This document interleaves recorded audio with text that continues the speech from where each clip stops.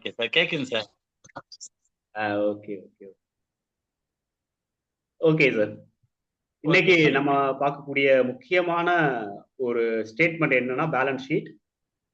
Okay. இந்த balance sheet வந்து ஆஹ், நாமளும் வந்து என்ன பண்ணணும் அப்படின்னா ப்ராப்பரா மெயின்டைன் பண்ணணும். அதாவது இண்டிவிஜுவல் நம்மளுடைய வீட்டு கணக்கு கூட மேல உள்ள இது நம்ம பார்த்தோம் அப்படின்னா இங்க நம்ம வந்து பார்த்தோம் அப்படின்னா இன்கம் ஸ்டேட்மெண்ட் அப்ப நம்ம வந்து பார்க்குறோம். இந்த இன்கம் ஸ்டேட்மெண்ட் அப்படிங்கிறது மாசம் மாசம் நம்ம வந்து ப்ரிப்பேர் பண்ணி வச்சுக்கணும். ஓகேங்களா? ஒரு பட்ஜெட் நம்ம போட்டுறோம். போட்டு வச்சுட்டு நம்ம வந்து என்ன பண்றோம் அப்படின்னு சொல்லிட்டு பாத்தீங்கன்னா நம்ம சேலரிக்குள்ள நம்ம என்னென்ன செலவுகள்னா முக்கியமா நம்ம வந்து பண்ண வேண்டியது இருக்கு. தென் என்னென்ன செலவுகள் நம்ம பண்ணிட்டோம், பேலன்ஸ் வந்து எவ்வளவு சேவிங்ஸ் நம்மளுக்கு இருக்கு அப்படிங்கிறது வந்து நம்ம வந்து மந்த் அண்ட் மந்த் நம்ம வந்து என்ன பண்ணணும் அப்படின்னா ஏதாவது ஒரு சண்டே ப்ராப்பரா குளிச்சுட்டு சாமி கும்பிட்டு நெத்தியில திருநீரோட நான் ஹிந்து கூட இருப்பீங்களா தெரியல. ஓகே, நெத்தியில திருநூறோட ஃபேமிலியோட உட்காந்து எல்லாரையும் கூப்பிட்டு வச்சு ஓகேங்களா. ஸோ பிள்ளைங்களை எல்லாரையும் கூப்பிட்டு வச்சு மந்த்லி ஒன்ஸ் நம்ம வந்து என்ன பண்ணணும் அப்படின்னா என்னென்ன செலவுகள் நம்ம வந்து ரெடியூஸ் பண்ணணும், என்னென்ன செலவுகள் நம்ம வந்து முக்கியமா ஆட் பண்ண வேண்டியது இருக்கு. தென் வந்து ஒரு ஆஃப்டர் 3 months ஆர் 4 months நம்மளுக்கு என்ன ரெக்குயர்மெண்ட்ஸ் இருக்கும், அப்போ சேவிங்ஸ் நம்ம வந்து எந்த எந்த அளவுக்கு நம்ம வந்து எடுத்து வைக்கணும். ஓகேங்களா. ஸோ இந்த மாதிரிலாம் நம்ம வந்து டிஸ்கஸ் பண்ணோம். தென் நானும் அதை பிளான் பண்ணுவேன். பட் நம்மளால முடியறது இல்லை. ஓகேங்களா. இந்த அளவுக்கு வருமானம் வரல இல்லைங்கிறதுனால, ரெண்டாவது பெரிய அளவுல நம்மளால சேவிங்ஸ் வைக்க முடியலங்கிறதுனால. ஸோ ஆனா அதை மெயின்டைன் பண்ணோம்னா கண்டிப்பா சேவிங்ஸோட இன்ட்ரெஸ்ட் நம்மளுக்கு வரும். ஓகேங்களா. அப்படின்னு வந்து என்ன பண்றாங்க அப்படின்னா ஆஹ் ஒரு சைக்காலஜிக்கலா சொல்றாங்க சேவிங்ஸ்ல இன்ட்ரெஸ்ட் வரணும் அப்படின்னா கண்டிப்பா நம்ம வந்து குடும்பத்தோட உட்காந்து என்ன செலவுகள் பண்ணணும், என்ன செலவுகள் பண்ணக்கூடாது, எப்படிலாம் நம்ம வந்து சேமிக்கலாம் அப்படிங்கிறதெல்லாம் நம்ம வந்து டிஸ்கஸ் பண்ணோம் அப்படிங்கிறது. அப்போ வந்து வெல்த்தியான ஒரு ஃபேமிலியை நம்ம வந்து கொண்டு வர முடியும். அதாவது பினான்சியலி ஒரு ஹெல்த் அண்ட் வெல்த்தை நம்ம வந்து கொண்டு வரலாம். தென் பிள்ளைங்களுக்கும் வந்து தெரியும் நம்ம என்ன பண்றோம் அப்படிங்கிறது. அந்த ஹேபிட் வந்து அப்படியே அவங்களுக்கு வந்து இன் ஃபியூச்சர்ல அவங்க சேலரி வாங்கும்போது ஃபேமிலி ரன் பண்ணும்போது அவங்களுக்கு கண்டிப்பா சப்போர்ட்டிவா இருக்கும். பட் பெரிய அளவுல சேமிப்பு நம்மளால பண்ண முடியலைங்கிறதுனால வந்து நிறைய பேர் அதை பண்றது கிடையாது. ஓகேங்களா. நானும் கூட வந்து என்ன பெருசா வந்து பண்றது இல்லை. ரெண்டாவது விஷயம் வந்து சில விஷயங்கள் சில செலவுகள் நம்மளுடைய தனிப்பட்ட செலவுகள்ல ஃபேமிலியில சொல்ல முடியாத அளவுக்கு நான் வந்து செலவுகள்லாம் இருக்கு. அதாவது அன்வான்ட் எக்ஸ்பென்சஸ்லாம் நம்ம வந்து பண்றோம் டே டு டே. இந்த மாதிரிலாம் பண்ணும்போது அதெல்லாம் நம்ம கணக்குல கொண்டு வர்றோம் அப்படிங்கிற பட்சத்துல காட்டிக்கிறது கிடையாது. ஓகேங்களா. பட் இருந்தாலும் கூட அதெல்லாம் தப்பு தான். ஆனாலும் கூட இந்த இன்கம் ஸ்டேட்மெண்ட் அப்படிங்கிறது மாசம் மாசம் நம்ம எப்படி பட்ஜெட் போட்டு நம்ம செலவு பண்ணி அந்த மாச கணக்கை முடிச்சுட்டு சேவிங்ஸ் எவ்வளவு வருதோ அதே மாதிரி வந்து என்னன்னா பிசினஸ்ல 1 இயருக்கு மட்டும் இந்த trading profit and loss account அப்படின்ற இந்த இன்கம் ஸ்டேட்மெண்ட் வந்து ப்ரிப்பேர் ஆகும். ஒன்லி 1 இயர் மட்டும் தான் அதுக்கான லைஃப் டைம். ஓகேங்களா. அந்த வருஷத்துல எவ்வளவு ப்ராஃபிட் வந்து அந்த பிசினஸ்ல வந்திருக்கு அப்படின்னு சொல்லிட்டு டோட்டல் இன்கம் அண்ட் எக்ஸ்பென்சஸ் அப்படியே நெட் ப்ராஃபிட்டுக்குள்ள கொண்டு வந்துருவாங்க. ஓகேங்களா. இப்படி கொண்டு வந்துருவாங்க. நெக்ஸ்ட் பினான்சியல் இயர்ல வித் ஓப்பனிங் ஸ்டாக்கோட அகைன் வந்து என்ன ஆகும்னா ஃப்ரெஷ்ஷா ஸ்டார்ட் ஆகும். இன்கம் ஸ்டேட்மெண்ட் நெக்ஸ்ட் பினான்சியல் இயர்ல ஃப்ரெஷ்ஷா வந்து என்ன ஆயிடும் அப்படின்னா ஸ்டார்ட் ஆயிடும். மற்ற அந்த பர்டிகுலர் இயருக்கான பர்ச்சேஸ் அதாவது எக்ஸ்பென்சஸ் இன்கம்ஸ் எல்லாம் வந்து அந்த இயருக்கு அந்த இயரோட எண்டில் ஆட்டோமேட்டிக்கா அது நெட் ப்ராஃபிட் என்ன அப்படின்னு சொல்லிட்டு கனெக்ட் பண்ணிட்டு அப்படியே வாஸ் அவுட் பண்ணிட வேண்டியதுதான் அடுத்த வருஷத்துக்கு புதுசா. அப்ப இந்த மாதிரி வந்து என்னன்னா இன்கம் டேக்ஸ் வந்து பே பண்ணணும் அந்த மந்த்துக்காக அந்த இயருக்கான இன்கம் டேக்ஸை கால்குலேட் பண்ணுங்கிறதுக்காக அந்தந்த வருஷத்துக்கு மட்டும் தனித்தனியா வந்து ஃப்ரெஷ்ஷா வந்து இந்த இன்கம் ஸ்டேட்மெண்ட் அப்படிங்கிறது ப்ரிப்பேர் பண்ணப்படுது பிசினஸ்ல. இப்ப நான் சொன்ன இதே சேவிங்ஸ்ங்கிற அந்த கான்செப்ட் இருக்கு இல்லையா, அந்த சேவிங்ஸ் அப்படிங்கிற கான்செப்ட் நம்ம 2 டைப்ஸா வந்து எடுத்துக்கலாம். ஒன்னு வந்து என்ன அப்படின்னு சொல்லிட்டு பாத்தீங்கன்னா ரிசர்வ் அப்படின்னு சொல்லிட்டு எடுத்துக்கலாம் ஃபேமிலியில. ஓகேங்களா. நம்ம ஃபேமிலியில வந்து ரிசர்வ் இது வந்து ஃபியூச்சர்ல நம்ம பண்ண பண்ண வேண்டிய முக்கியமான செலவுகளுக்கான ரிசர்வா எடுத்துக்கலாம். ப்ரொவிஷன்ஸ் அப்படின்னு எடுத்துக்கலாம். ஓகேங்களா. ப்ரொவிஷன்ஸ் வேற, ரிசர்வ் அப்படிங்கிறது வேற. இப்ப ரிசர்வ் அப்படிங்கிறது என்ன அப்படின்னு சொல்லிட்டு பாத்தீங்க அப்படின்னா சிம்பிளி நம்ம வந்து எந்த செலவுகளுக்கு வேணுமானாலும் எந்த செலவு வந்தாலும் நம்ம வந்து ஒரு அமௌண்ட் நம்மளுக்கு வேணும் நம்மள்ட்ட இந்த இந்த நெட் ப்ராஃபிட் இருக்கு இல்லையா, அது சேவிங்ஸ் மாதிரி. டோட்டலா இவ்வளவு இன்கம் இவ்வளவு செலவு போக நெட் ப்ராஃபிட் இவ்வளவு இருக்கு, இது நம்ம ஃபேமிலி அக்கௌண்ட்டை பொறுத்த வரைக்கும் சேவிங்ஸ் மாதிரி. இந்த சேவிங்ஸை நம்ம வந்து என்ன பண்றோம், ரெண்டு விஷயமா நம்ம வந்து பண்றோம். நார்மலா ஒரு உண்டியல் ஒன்றை வாங்கி வச்சு அந்த உண்டியல்ல போட்டு வைக்கிறது அப்படிங்கிறது ஜென்ரல். அந்த உண்டியலை எதுக்கு வேணுமாலும் நம்ம உடைக்கலாம். ஓகேங்களா. எந்த செலவுக்கு வேணுமானா அந்த உண்டியலை உடைச்சு பணத்தை எடுத்து நம்ம செலவு பண்ணிக்கலாம். ஆனா பூஜை அறையில மஞ்சள் துணி கட்டி விபூதினா அடிச்சு அதுல நம்ம வந்து ஒரு பணம் போட்டு வைக்கிறோம் அப்படின்னா அதை எல்லா செலவுக்கும் நம்ம எடுக்கக்கூடாது. ஒன்லி சாமிக்காக மட்டும் நம்ம போட்டு வைக்கிறோம். ஓகேங்களா? ஸோ சாமி கடவுள்கிட்ட வேண்டிக்கிறோம். வேண்டிட்டு ஒரு ₹100 ₹10 ₹11 இப்படி போட்டு வைக்கிறோம். ஓகேங்களா? அப்படி போட்டு வைக்கும்போது வந்து என்ன ஆகும்? இப்ப என்னுடைய குலதெய்வம்னா வந்து ₹10 அவ்வளவுதான் கேட்கும். ஓகேங்களா? பெருசாலாம் கேட்காது. ஏதாவது தப்பு பண்ணிட்டான் அப்படின்னாலோ, அல்லது ஒரு வருஷத்த மிஸ் பண்ணிட்டேன் அப்படின்னாலோ, போறதுக்கு மிஸ் பண்ணிட்டேன், சாமி கும்பிட மிஸ் பண்ணிட்டேன்னா, ஏன் வரல? 11 எடுத்து வை அப்படின்னு சொல்லும். ஓகேங்களா? அதுக்கு மேல வந்து கடவுள் தாண்டாது. ஆனா கனவுல ஒரு சில கனவுகள் ஒரு சில நேரங்கள்ல வந்தது உண்டு. ஓகேங்களா? வந்துட்டு வந்து என்ன அப்படின்னா, பெரிய நோட்டா எடுத்து வை முதல்ல அப்படின்னு கேட்கும். அப்ப நான் வந்து வீட்ல சாமி கும்பிடும்போது என்ன பண்றதுன்னா, ஒரு ₹101 எடுத்து வச்சுட்டு சாமி கும்பிட்டு பயந்துகிட்டே இருக்கிறது கொஞ்ச நாளைக்கு. ஏதோ இது நடக்க போதான்னு சொல்லி. சோ அது வந்து அப்ப கனவுல வரும்போது என்னன்னா பெரிய நோட்டா எடுத்து வைன்னு சொல்றது. நேரடியா போனா அப்புறம் ₹11 காணிக்க வச்சுட்டு, அதுக்கப்புறம் பிழி கொடு அப்படின்னு சொன்னா கேட்கிறதுலாம் உண்டு. ஓகேங்களா? சோ யாராவது குலதெய்வம் கோயிலுக்கு போற பழக்கம்லாம் இருக்கா? கடவுள் நம்பிக்கை இல்ல, கருப்பு சட்டை அப்படின்னு சொல்லிட்டு யாராவது இருக்கீங்களா டீம்ல? இல்ல சார், குலதெய்வம் போறோம். குலதெய்வ கோயில் போறீங்க. Super sir. சதீஷ் சார் நீங்க? மூர்த்தி சார்? போயிட்டு இருக்கோம் சார். இயர்லி ஒன்ஸ் போவோம் சார். கண்டிப்பா, கண்டிப்பா. கண்டிப்பா நம்ம வந்து முதல்ல போகணும். இயர்லி ஒன்ஸ் போவோம் சார். எனக்கு கொஞ்சம் கொஞ்சம் பயம். ஓகேங்களா? அதுல அதிகமா. ஏன்னா அது வந்து என்னன்னா அந்த மாதிரி நம்ம வந்து உண்டியல் அப்படின்னு சொல்லிட்டு நம்ம வந்து போடுறது வேற. ஆனா அதுக்கு வந்து ரிசர்வ். உண்டியலுங்கிறது ரிசர்வ். நார்மல் உண்டியல். அது நம்ம எந்த குடும்ப செலவுக்கு வேணா எடுத்துக்கலாம். ஆனா சாமிக்குன்னு வைக்கிறது தான் ப்ரொவிஷன்ஸ். ஓகேங்களா? Provision for salary, provision for depreciation, provision for rent, provision for dividend, provision for depreciation, provision for insurance premium. இது வந்து என்னன்னா நம்ம வந்து அதுக்காக மட்டும் ஓகேங்களா? அது அந்த செலவுக்காக மட்டும் நம்மள்ட்ட இருக்கக்கூடிய சேவிங்ஸ் அல்லது ப்ராஃபிட்டை நம்ம எடுத்து வைக்கிறோம். ஓகேங்களா? ஸோ ப்ரொவிஷன்ஸ் அப்படிங்கிறத நம்ம எடுத்து வைக்கிறோம். அதர்வைஸ் நம்ம வந்து ரிசர்வ் அப்படிங்கிறது காமன். ஓகேங்களா? நம்மளுக்கு சேவிங்ஸ் இருந்துச்சுன்னா எடுத்து வைப்போம். பின்னாடி ஏதாவது செலவு முக்கியமான செலவுக்கு இருக்கும். அதை வந்து யாராவது ஒருத்தவங்களோட பேங்க் அக்கௌண்ட்ல நம்ம போட்டு வைக்கணும். அந்த ஏடிஎம் கார்டெல்லாம் பத்திரமா வச்சு வைக்கணும். ஜிபேனா யூஸ் பண்ண அளவுக்கு பார்த்துக்கணும். அது வந்து முக்கியமானதுக்கு மட்டும்தான் நம்ம வந்து எடுக்கணும் அந்த அக்கௌண்ட்ல இருந்து அப்படின்னு சொல்லிட்டு நம்ம வந்து வைக்கலாம். ஓகேங்களா? ஸோ அது வந்து ரிசர்வ்ஸ் அல்லது ப்ரொவிஷன்ஸ் அப்படிங்கிற மாதிரி நம்ம ரெண்டையுமே நம்ம வந்து சேமிச்சு வைக்கலாம். அப்ப இந்த இடத்துல வந்து இந்த ப்ராஃபிட் இருந்தால் மட்டும்தான் நம்ம ரிசர்வ் எடுத்து வைக்க முடியும். ஃபியூச்சர்ல ஏதாவது ஒரு செலவு வேணும்னு எடுத்து வைக்க முடியும். அதர்வைஸ் நம்மளுக்கு சம்பளம் வந்துருச்சு அப்படின்னா நம்மளுக்கு சேவிங்ஸ் இருக்கோ இல்லையோ கண்டிப்பா நம்ம வந்து என்ன பண்ண வேண்டியது இருக்கு அப்படின்னா ஒரு சில ப்ரொவிஷன்ஸ் வந்து எடுத்து வைக்க வேண்டியது இருக்கும். ஓகேங்களா? ஸோ ப்ரொவிஷன்ஸ்னா சாமி உண்டியல் மாதிரி. அது நம்ம அந்த செலவு பண்ணி தான் ஆகணும். ஓகேங்களா? இன்சூரன்ஸ் வரப்போகுது, டியூ டேட் வரப்போகுது, அடுத்த மாசம் இன்னும் 3 மாசத்துல வரும். ₹10,000 கட்டணும். கண்டிப்பா நம்ம வந்து என்ன பண்ணணும் அப்படின்னா அதுக்கு சேவிங்ஸ் இருக்கோ இல்லையோ நம்ம அதுக்கு சேவிங்ஸ் நம்ம ஏற்படுத்தணும். ஏதாவது ஒண்ணு நம்ம வந்து பண்ணி ஆகணும். ஓகேங்களா? அப்ப நம்ம அந்த டியூ டேட்டுக்குள்ள நம்ம வந்து கட்டணும் அப்படிங்கிறது. அதே மாதிரிதான் ரெண்டா இருக்கட்டும், டெலிஃபோன் பில்லு, இபி பில்லு, இதுக்கெல்லாம் நம்ம வந்து எடுத்து வைக்கிறோம். ப்ரொவிஷன்ஸ் நம்மளுடைய சேவிங்ஸ்ல இருந்து எடுத்து வைக்கிறோம். இல்லைன்னா சம்பளத்துல இருந்து தனியாவே எக்ஸ்பென்சஸை நம்ம வந்து ஒதுக்கிடுறோம் அப்படிங்கிறது வேற. அப்ப இந்த இடத்துல கான்செப்ட் என்ன அப்படின்னு சொல்லிட்டு பாத்தீங்கன்னா நம்மளுக்கு நெட் ப்ராஃபிட் அப்படிங்கிறது ஒரு சேவிங்ஸ் மாதிரி அப்படி நம்ம எடுத்துக்கிறோம். அந்த சேவிங்ஸை நம்ம வந்து ப்ரொவிஷன் எடுத்துக்கலாம், தென் வந்து ரிசர்வ் அப்படின்னு சொல்லிட்டு எடுத்துக்கலாம். இந்த ரெண்டுல நீங்க எது வேணுமாலும் நம்ம வந்து எடுத்துக்கலாம். அட் த சேம் டைம்ஸ் நம்ம வந்து 1 இயருக்கு நம்மளுக்கு கண்டிப்பா இவ்வளவு செலவுகள் வருது அப்படின்னு சொல்லிட்டு இருக்கு இல்லையா? அதாவது டோட்டல் இன்கம்ல இதெல்லாம் 1 இயருக்கு டோட்டல் இன்கம்ல நம்ம வந்து இந்த நெட் ப்ராஃபிட்டை நம்ம லெஸ் பண்ணிட்டோம் அப்படின்னா நம்மளுக்கு எக்ஸ்பென்சஸ் எல்லாம் டோட்டல் எக்ஸ்பென்சஸ் தெரிஞ்சிடும். அப்ப அந்த செலவுகளுக்கு எல்லாமே ஓகேங்களா? நம்ம பண்ணக்கூடிய செலவுகள் எல்லாமே கண்டிப்பா நம்ம வந்து எடுத்து வைக்கிறோம். ஒரு அமௌண்ட் வந்து நம்ம கிட்ட எப்பவுமே ஃபேமிலியில இருக்கணும். 1 மந்த்னா இவ்வளவு அமௌண்ட் வந்து இருக்கணும். அம்மா கிட்ட அல்லது குடும்ப தலைவி கிட்ட நம்ம ஒரு அமௌண்ட்டை கொடுத்துறோம். ஓகேங்களா? அதுதான் ரொட்டீன் லைஃபுக்கு. டெய்லி வாங்கக்கூடிய பால் செலவா இருக்கட்டும், வெஜிடபிள்ஸா இருக்கட்டும். மாசம் மாசம் அவங்க தான் வந்து வாடகை கொடுக்குறாங்க. அவங்க அவங்ககிட்ட தான் வந்து என்னன்னா சீட்டு கட்டுறாங்க. அவங்க தான் வந்து இது பண்றாங்க. ஸோ அப்படி இருக்கும்போது நம்ம வந்து அந்த மந்த்லிக்கு அவங்க கையில ஒரு அமௌண்ட்டை கொடுத்துறோம் இல்லையா? அதுக்கு பேர் என்ன அப்படின்னா ஒர்க்கிங் கேபிட்டல். ஓகேங்களா? ஸோ ஒர்க்கிங் கேபிட்டல் அப்படின்னா நம்மள்ட்ட வந்து இவ்வளவு பணம் ஃபேமிலியில கண்டிப்பா இருந்தாகணும் அப்படிங்கிற மாதிரி. அதை தாண்டி தான் நம்ம வந்து தானமும் தர்மமும் அப்படின்னு சொல்றோம் இல்லையா? அதாவது வேற யாராவது கடன் கேட்டாங்கன்னா நம்ம கொடுக்கணுமா வேணாமான்னு முடிவு பண்றது அதை தாண்டி தான். ஓகேங்களா? ஸோ சேவிங்ஸ்ல நம்ம வந்து உண்டியல் இருந்து எடுத்து கொடுக்கலாம். யாராவது கடன் கேட்கறாங்க அர்ஜென்சி அப்படின்னா உண்டியல்ல இருக்கக்கூடிய பணத்தை எடுத்துக்கலாம். ஆனா சாமி உண்டியல்ல இருந்து எடுத்து கொடுப்போமா? எடுத்து கொடுக்க மாட்டோம். ஸோ ப்ரொவிஷன்ஸ்ல கை வைக்க கூடாது. ரிசர்வ்ல கை வைக்கலாம். அப்ப அந்த ரிசர்வ் அப்படிங்கிறது எப்ப நடக்கும் அப்படின்னா ஒன்லி ப்ராஃபிட் இருந்தால் மட்டும்தான் நடக்கும். ப்ராஃபிட் இல்லைன்னா ரிசர்வ் நடக்காது. ஓகேங்களா?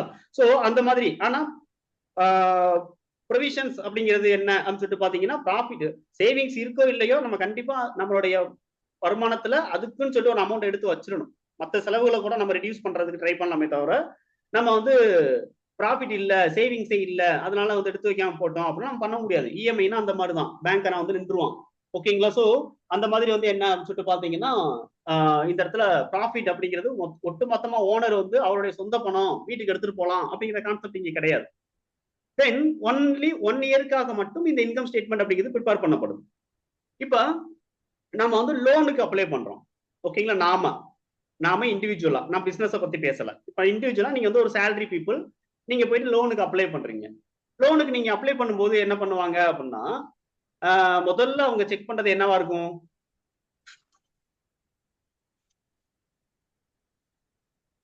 உங்களுக்கு இவ்வளவு லோன் தரலாம் சார், இவ்வளவு சம்பளம் வாங்குறீங்க, வருமானம். என்னங்க சார்? வருமானத்தை செக் பண்ணுவாங்க. வேற என்ன? மந்த்லி நாம வந்து என்ன பண்றோம் அப்படின்னா 35,000 நம்ம வந்து சாலிடா வருமானம் வருது. நம்மளுடைய பேங்க் ஸ்டேட்மெண்ட்டை கேட்கறாங்க, கொடுத்துட்டோம்.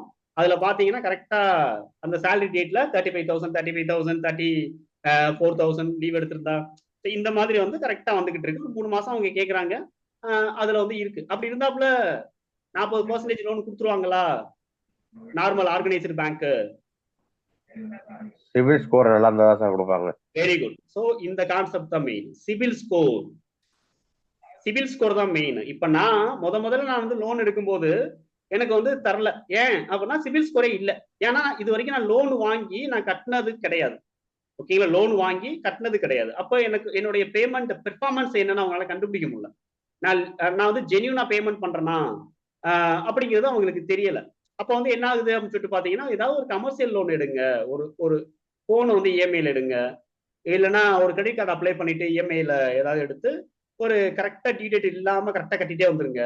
6 மாசத்துக்கு அப்புறம் நீங்க வந்து பர்சனல் லோன் அப்ளை பண்ணுங்க. அப்போ வந்து அந்த சிவில் ஸ்கோர் வந்து மோர் தென் 750 வந்து இருக்கும். அப்போ வந்து என்ன பண்ணலாம் அப்படின்னா நீங்க பர்சனல் லோனுக்கு அப்ளை பண்ணீங்கன்னா ஈவன் நீங்க 35,000 சம்பளம் வாங்கினாலும் உங்களுக்கு நீங்க கேட்கிற அளவுக்கு லோன் வந்து சாங்ஷன் பண்ணுவாங்க அப்படின்னு சொல்லிட்டு வந்து என்ன அப்படின்னா ஒரு கான்செப்ட் இருக்கு.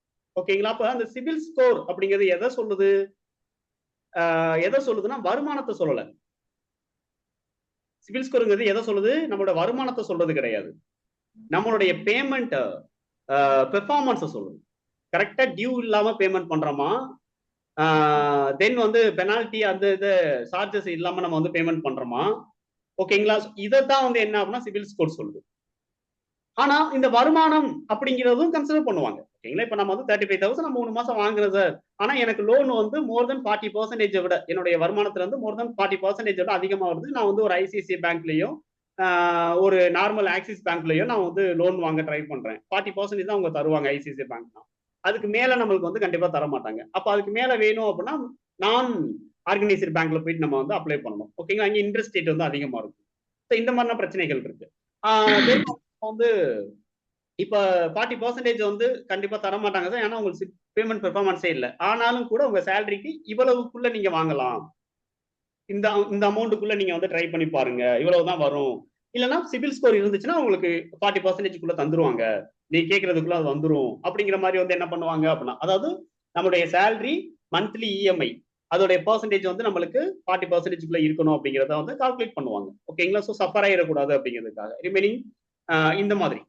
ஸோ அப்ப இந்த இடத்துல நம்ம வந்து என்ன பண்றோம் அப்படின்னு சொல்லிட்டு பாத்தீங்கன்னா பேமெண்ட் பெர்ஃபார்மன்ஸ் அப்படிங்கிறதையும் பார்க்கணும், தென் வந்து இன்கமையும் பார்க்கணும்.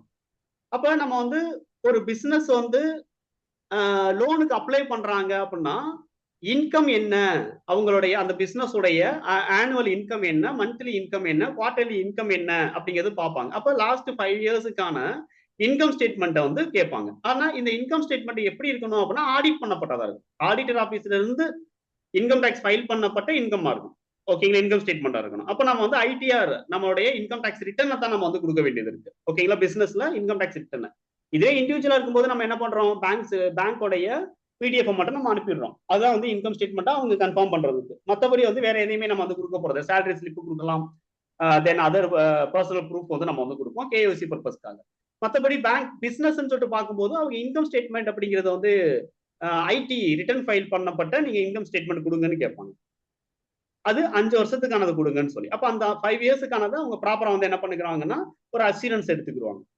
அதுக்கப்புறம் சிபில் ஸ்கோர்னு ஒண்ணு இருக்கு இல்லையா? சிபில் ஸ்கோர்னா பேமெண்ட் பெர்ஃபார்மன்ஸ் என்ன அப்படிங்கிறது, அதுதான் இந்த இடத்துல பேலன்ஸ் ஷீட்.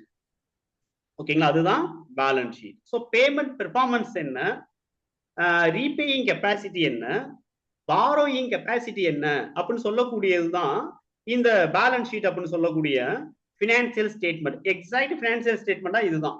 ஏன்னா இந்த பேலன்ஸ் ஷீட் தான் ஒரு பிசினஸ் உடைய ஃபினான்சியல் ஸ்டேட்டஸ் வந்து சொல்லக்கூடியது. ஒரு பிசினஸ் உடைய ஃபினான்சியல் ஸ்டேட்டஸ் என்னங்கிறத சொல்லக்கூடியது வந்து என்ன அப்படின்னா இந்த பேலன்ஸ் ஷீட்.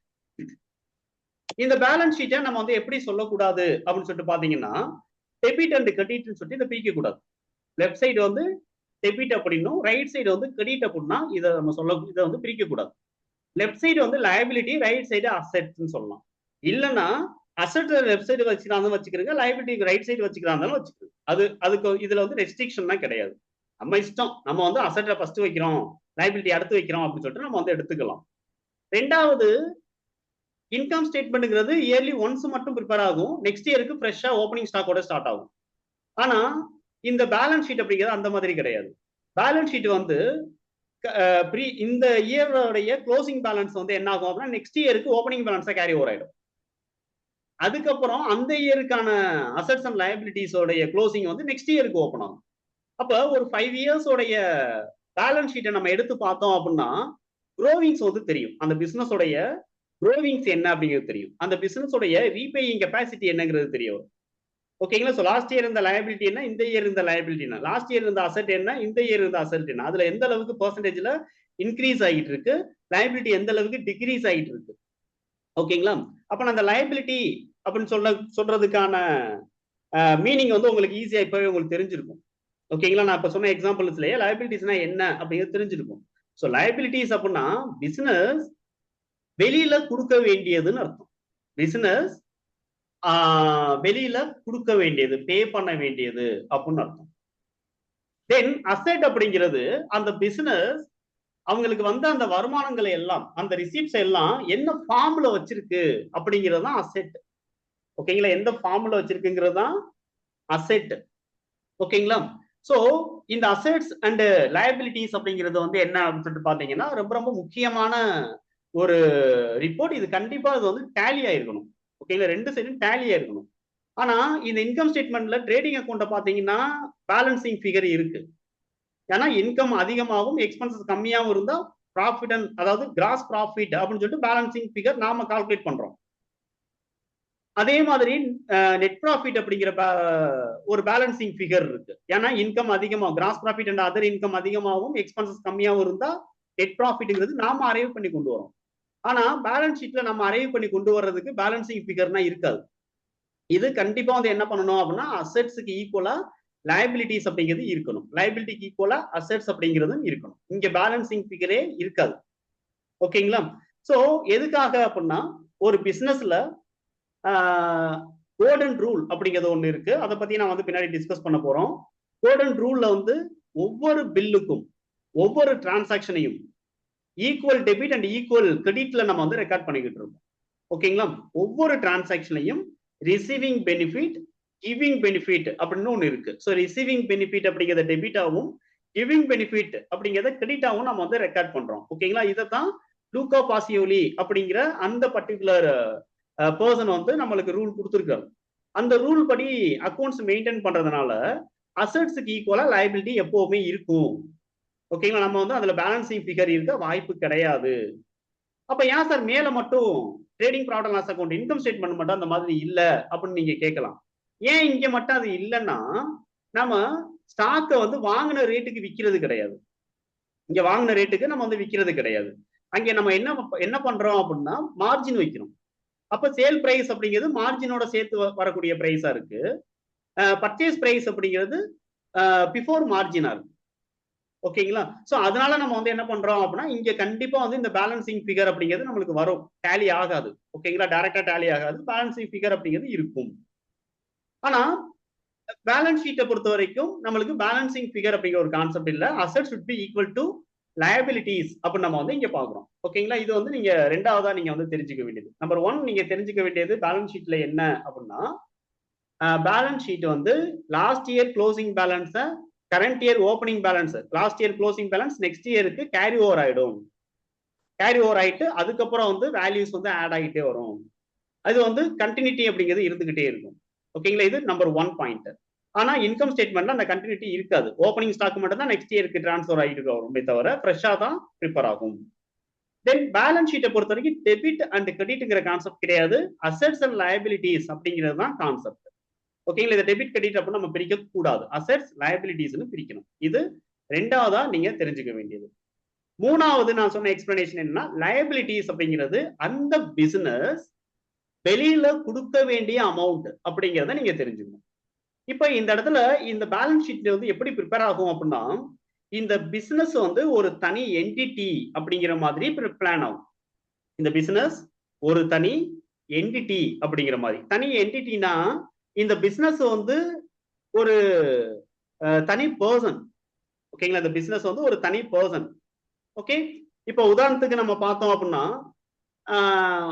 லோன்னே எடுத்துக்கிறோமே. ஒரு விவசாயி ஒரு டிராக்டர் வாங்கியிருக்காரு, விவசாய லோன்ல டிராக்டர் வாங்கியிருக்காரு. அவர் டியூ கட்டல அப்படிங்கிறதுக்காக என்ன பண்ணிட்டாங்கன்னா, போலீஸோட வந்து அந்த விவசாயியை கொஞ்சம் அசிங்கப்படுத்தி தென் வந்து என்ன பண்ணாங்கன்னா, அந்த டிராக்டரை வந்து பறிச்சுட்டு போனாங்க. அது மிகப்பெரிய அளவுல வந்து என்ன ஆச்சு அப்படின்னா வைரல் ஆச்சு. ஓகேங்களா, மிகப்பெரிய வைரல் ஆச்சு. பாக்குறவங்க மனசை வந்து கொஞ்சம் புண்படுத்துச்சு. ஆனாலும் கூட இந்தியால வந்து தமிழ்நாட்டுல என்ன பண்றாங்கன்னா, விவசாயி அப்படிங்கிறவங்களுக்கு வந்து நிறைய செல்லம் கொடுத்துடுறாங்க. இந்தியால நிறைய வந்து செல்லம் கொடுக்குறாங்க. அதனாலே அவங்க வந்து என்ன பண்றது இல்லை அப்படின்னா, அவங்க வந்து ப்ராப்பரா லோன் வந்து பேமெண்ட் பண்ணாம அவாய்ட் பண்றாங்க அப்படிங்கிறதும் வந்து ஒரு பக்கம் டிபேட் ஃபுல்லா போய்கிட்டு இருந்தாலும், அதே டைம்ல நிறைய வந்து சூசைட்ஸ் வந்து நம்ம வந்து பார்க்க முடியும். ஓகேங்களா, சூசைட் பண்றவங்க யாரா இருப்பாங்க அப்படின்னா, சும்மா ஒரு 5 லட்ச ரூபாய் லோன் வாங்குறோம், 3 லட்ச ரூபாய் லோன் வாங்கியிருப்பாங்க. ஆனா ரீபே அந்த இஎம்ஐ பேசிஸ்ல டோட்டல் இஎம்ஐ பாத்தீங்கன்னா 4,90,000 இந்த மாதிரி 5 லேக் உள்ள வந்துடும். ஓகேங்களா, அபோவ் 4 லேக் உள்ள வருது. அவங்களால வந்து ஒரு 5 இயர்ஸுக்கான கரெக்டான அந்த கமிட்மெண்ட் இல்லை. அந்த சேலரியோடைய ஜாபோடைய அதாவது கண்டினியூட்டி அப்படிங்கிறது இல்லாம இருக்கு. அதாவது ஜாபுக்கான உத்தரவாதம் அப்படிங்கிறது இல்லாம இருக்கு, வருமானத்துக்கான உத்தரவாதம் இல்லாம இருக்கு. திடீர்னு சடனா வந்து பெரிய லெவல்ல செலவுகள் அப்படிங்கிறது நடந்துருது. ஓகேங்களா, ஆக்சிடென்டா இருக்கட்டும், தென் வந்து இந்த மாதிரி வேற ஏதாவது முக்கியமான செலவுகளா இருக்கட்டும். ஸோ அதுக்கு வந்து என்ன பண்றது, அதாவது மற்ற மெடிக்கல் எமர்ஜென்சியா இருக்கட்டும், அதுக்கு வெளியில போயிட்டு லோன் வாங்குற மாதிரி ஆயிடுது. தென் வந்து என்னன்னா சேமிச்ச காசெல்லாம் அதுக்கு போட்டுற மாதிரி ஆயிடும். ஸோ அப்போ வந்து கண்டினியூட்டி இல்லாம பேங்கர் பண்ற பிரச்சனையில வந்து என்ன பண்றாங்கன்னா சூசைட்னா வந்து பண்ணிக்கிறாங்க. ஓகேங்களா, ஸோ அப்படின்னா பண்ணும்போது அதே காலகட்டத்தில் வந்து என்ன ஆகுதுன்னா, கோடிக்கணக்கில் வந்து வருமானம் வாங்கின ஒரு பெரிய பிசினஸ் மேனா வந்து என்ன பண்றாருன்னா, ஈஸியா போயிட்டு ஃபாரின்ல போயிட்டு செட்டில் ஆகுறாரு. ஃபாரின்ல போயிட்டு ட்விட் போடுறாரு, ஸ்டேட்டஸ் வைக்கிறாரு, எஃபில போஸ்ட் போடுறாரு, ஜாலியா இருக்காரு. ஆனா வந்து இங்க சின்ன சின்ன லோன் வாங்கின விவசாயியா இருக்கட்டும், சின்ன சின்ன பர்சனல் வாங்கக்கூடிய சிவிலியன்ஸா இருக்கட்டும், அவங்க நான் வந்து செத்துக்கிட்டு இருக்காங்களே அப்படின்னு சொல்லிட்டு நம்மளுக்கு ஒரு மிகப்பெரிய ஒரு ஆதங்கம் அப்படிங்கிறது இருந்துகிட்டு இருக்கு. அப்ப அந்த மிகப்பெரிய பணக்காரன் எப்படி தப்பிச்சு போறாரு? பெரிய லெவல்ல கோடிக்கணக்கில் லோன் வாங்கின பிசினஸ் விட்டுறாங்களே பேங்கர், சின்ன சின்ன லெவல்ல வந்து லோன் வாங்கினவங்கன்னா வந்து சாகடிச்சிடறாங்களே அப்படிங்கிறதுலாம் இருக்கு இல்லையா? ரீசன் என்ன அப்படின்னா இதுதான். அந்த பிசினஸ் மேன் வந்து எப்படி லோன் வாங்குவாரு அப்படின்னா, அவருடைய பர்சனல் லோன் கிடையாது அது. ஓகேங்களா, ஸோ பர்சனல் லோன் அப்படின்னு வாங்கினால் மட்டும்தான் நாம வந்து சொத்தையாவது வித்தாவது, சொந்த சொத்தை வித்தாவது நம்ம வந்து லோன் கட்ட வேண்டிய கட்டாயம் அப்படிங்கிறது இருக்கு. ஆனா பிசினஸ் வந்து எப்படி லோன் வாங்குறாங்க அப்படின்னா, அந்த பிசினஸ் வச்சுதான் லோன் வாங்குறாங்க. அப்ப பேங்கர் வந்து அவங்ககிட்ட இருந்து என்ன வாங்கிக்கிறாங்கன்னா, அந்த பிசினஸோட இன்கம் ஸ்டேட்மெண்ட் வாங்குறாங்க, அந்த பிசினஸோட பேலன்ஸ் ஷீட்டை வாங்குறாங்க, பேலன்ஸ் ஷீட்ல இருக்கக்கூடிய டோட்டல் அசெட்ஸ் எவ்வளவு இருக்குன்னு பாக்குறாங்க, லைபிலிட்டிஸ் எவ்வளவு இருக்கு அப்படின்னு பாக்குறாங்க. அதை பேஸ் பண்ணி லோனை வந்து சாங்ஷன் பண்ணிடுறாங்க. அவர் என்ன பண்ணிடுறாரு அப்படின்னா, அந்த பிசினஸ் லாஸ் ஆயிருச்சு, அதனால லோன் கட்ட முடியலன்னு சொல்லிட்டு எஸ்கேப் ஆயிடுறாரு. அப்ப அவர் வந்து வைக்கிறது என்னன்னா பிசினஸ். அப்ப அந்த பிசினஸ் அப்படிங்கிறது ஒரு தனி பர்சன். லோன் கொடுக்கறது யாருக்குன்னா அந்த பிசினஸுக்கு. ஓகேங்களா, அந்த பிசினஸ் நல்லபடியா ரன் ஆகுது, ப்ராஃபிட்டபிளா ரன் ஆச்சுன்னா லோனை பேமெண்ட் பண்ண முடியும். அந்த பிசினஸ் ப்ராஃபிட்டபிளா இல்ல, செத்துருச்சு, சூசைட் ஆயிருச்சு, இன்சால்வெண்ட் ஆயிருச்சு, அதை வந்து இன்சால்வெண்ட் ஆயிடுச்சு, அதனால லோனு கட்ட முடியல, எங்களால இவ்வளவுதான் கட்ட முடியும் அப்படின்னு சொல்லிட்டு ஈஸியா வந்து எஸ்கேப் ஆகுறதுக்கு லால வந்து ரூல் இருக்கு. புரியுதா? பிசினஸ் ஒரு தனி என்டிட்டிங்கிறதுக்கு என்னன்னு சொல்றேன்னு, ஏன் அவங்க எஸ்கேப் ஆகுறாங்கிற கான்செப்ட் புரியுதா?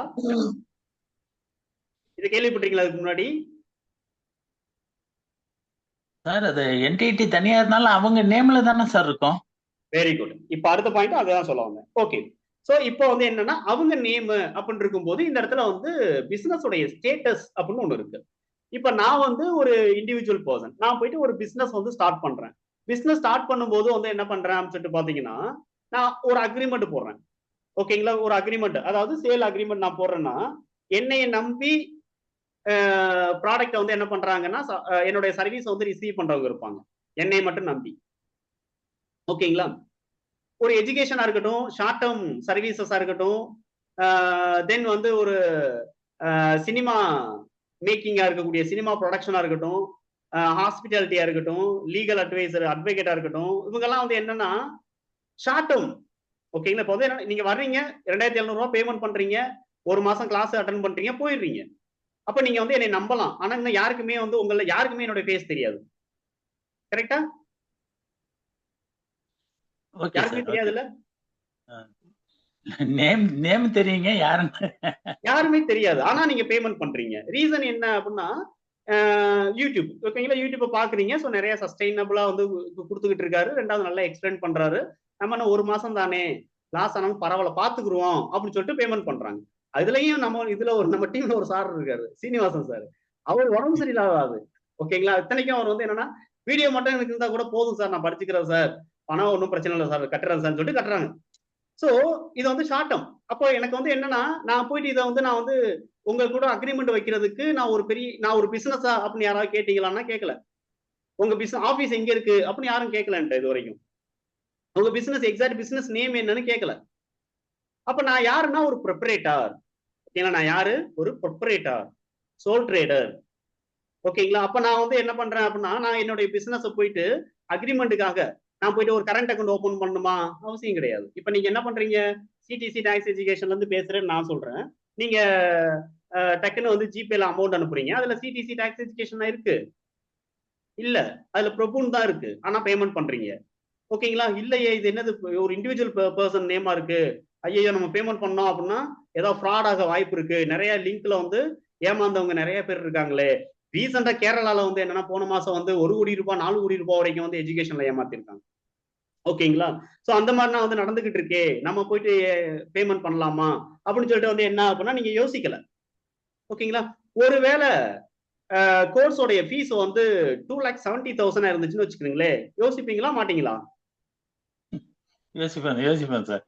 நான் வந்து என்ன பண்றேன் அப்படின்னா கோர்ஸ் கொடுத்துட்டு யாருக்குமே ஜாப் கன்ஃபர்மேஷன் நம்மளால கொடுக்க முடியாது.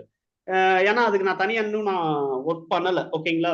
ஜாப் கன்ஃபர்மேஷன் நான் வந்து உங்களுக்கு ஜாயின் பண்ணுங்க, உங்களுக்கு மினிமம் 35,000ல உங்களுக்கு நான் வந்து ஜாப் வாங்கி கொடுத்துருவேன் கன்ஃபார்ம் அப்படின்னு சொல்லிட்டு நான் வந்து ஒரு அசூரன்ஸ் கொடுத்து ஒரு 70,000 நான் வந்து உங்ககிட்ட வாங்குறேன் அப்படின்னா யோசிப்பீங்க. கரெக்டுங்களா? நிச்சயமா சார், நிச்சயமா. அப்ப நான் என்ன பண்ண வேண்டியது இருக்கு அந்த இடத்துல? என்னுடைய பிசினஸோட ஸ்டேட்டஸை நான் வந்து பிரைவேட் லிமிடெட் கம்பெனி அப்படின்னு சொல்லிட்டு நான் ரிஜிஸ்டர் பண்ணணும். தென் என்னுடைய கம்பெனி பேர்ல ஜிஎஸ்டி நம்பர் அப்படிங்கிறத நான் வாங்கணும். இது ரெண்டுல ஏதாவது ஒண்ணு பண்ணணும். அப்படி ஜிஎஸ்டி நம்பர் வாங்கிட்டேன் அப்படின்னா அந்த ஜிஎஸ்டி நம்பரை கொண்டு போயிட்டு நான் பேங்க்ல கொடுப்பேன். பேங்க்ல கொடுத்து எனக்கு இந்த நேம்ல வந்து எனக்கு பேங்க் அக்கௌண்ட் ஓபன் பண்ணி கொடுங்கன்னு கேட்கணும். அப்ப என்ன ஆகும்? நான் உங்களுக்கு லிங்க் அனுப்புனாலும் சரி, நீங்க பேமெண்ட் பண்றாலும் சரி, அந்த இடத்துல வந்து சிடிசி டாக்ஸ் எஜுகேஷன் அப்படி இருந்தா நீங்க பேமெண்ட் பண்ணுவீங்க. பேமெண்ட் பண்ணும்போது என்ன ஆகும் அப்படின்னா உங்களுக்கு ஒரு ப்ரூஃப் ஆயிடும். சிடிசி டாக்ஸ் எஜுகேஷனுக்கு தான் நான் பேமெண்ட் பண்ணிருக்கேன். நாலு பேர் ஏமாத்தினா இதை வச்சுதான் நம்ம வந்து என்ன பண்ணணும், கேஸ் போடணும், லீகலா நம்ம வந்து ஆக்ஷன் எடுக்கணுங்கிறது அப்போ உங்களுக்கு தேவைப்படும். கரெக்டா? கரெக்டா இல்லையா? கரெக்ட் தான் சார். அப்ப நான் வந்து இப்ப என்னோட எஜுகேஷனுக்கு அல்லது என்னுடைய லீகல் அட்வைசரி சர்வீசஸ்க்கோ அல்லது ஹாஸ்பிட்டாலிட்டி சர்வீசஸ்க்கோ ஜிஎஸ்டியே தேவை கிடையாது. அப்ப நான் என்ன பண்ணணும்? அந்த இடத்துல போயிட்டு இப்போ எஜுகேஷனை நான் வந்து private limited company, CDC tax education private limited அப்படின்னு ரிஜிஸ்டர் பண்ணணும். அதுக்கு பேர் ஆர்ஓசின்னு சொல்லுவோம். அப்படி ஆர்ஓசி பண்ணணும் அப்படின்னா நான் வந்து என்னுடைய இது கிடையாது, ஐ மீன் என்னுடைய நேம் கிடையாது, அது பிசினஸோடைய நேமா மாறிடும். அப்ப லோன் வந்து எந்த நேம்ல தருவாங்க? நான் இண்டிவிஜுவலா இருந்தேன்னா என் நேம்ல போயிட்டு நான் பிசினஸ் லோன் வாங்க முடியாது. சார் இது வந்து உங்க பிசினஸ்ல எதுவுமே இல்லையே, ரிஜிஸ்ட்ரேஷன் இல்ல, ரெண்டாவது ஜிஎஸ்டி நம்பர் இல்ல, அதனால வந்து கண்டிப்பா வந்து பேங்க் அக்கௌண்ட்டும் இல்ல, பேங்க் நேம்ல கரண்ட் அக்கௌண்ட் இல்ல, கண்டிப்பா வந்து என்ன பண்ண முடியாது, என்னால போயிட்டு ஒரு ப்ரொப்ரேட்டரா சோல் ட்ரேடரா போயிட்டு நான் பிசினஸ் லோன் வந்து வாங்குறதுக்கு அவங்க வந்து நிறைய வந்து ரெஸ்ட்ரிக்ஷன்ஸ் இருக்கு.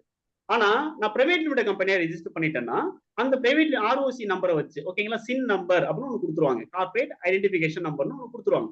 அதை வச்சு நான் வந்து என்ன பண்றேன் அப்படின்னு சொல்லிட்டு பார்த்தோம்னா நம்ம வந்து லோன் வந்து அப்ளை பண்ணலாம். அதை வச்சு கரண்ட் அக்கௌண்ட் ஓபன் பண்ணலாம், லோன் அப்ளை பண்ணலாம்.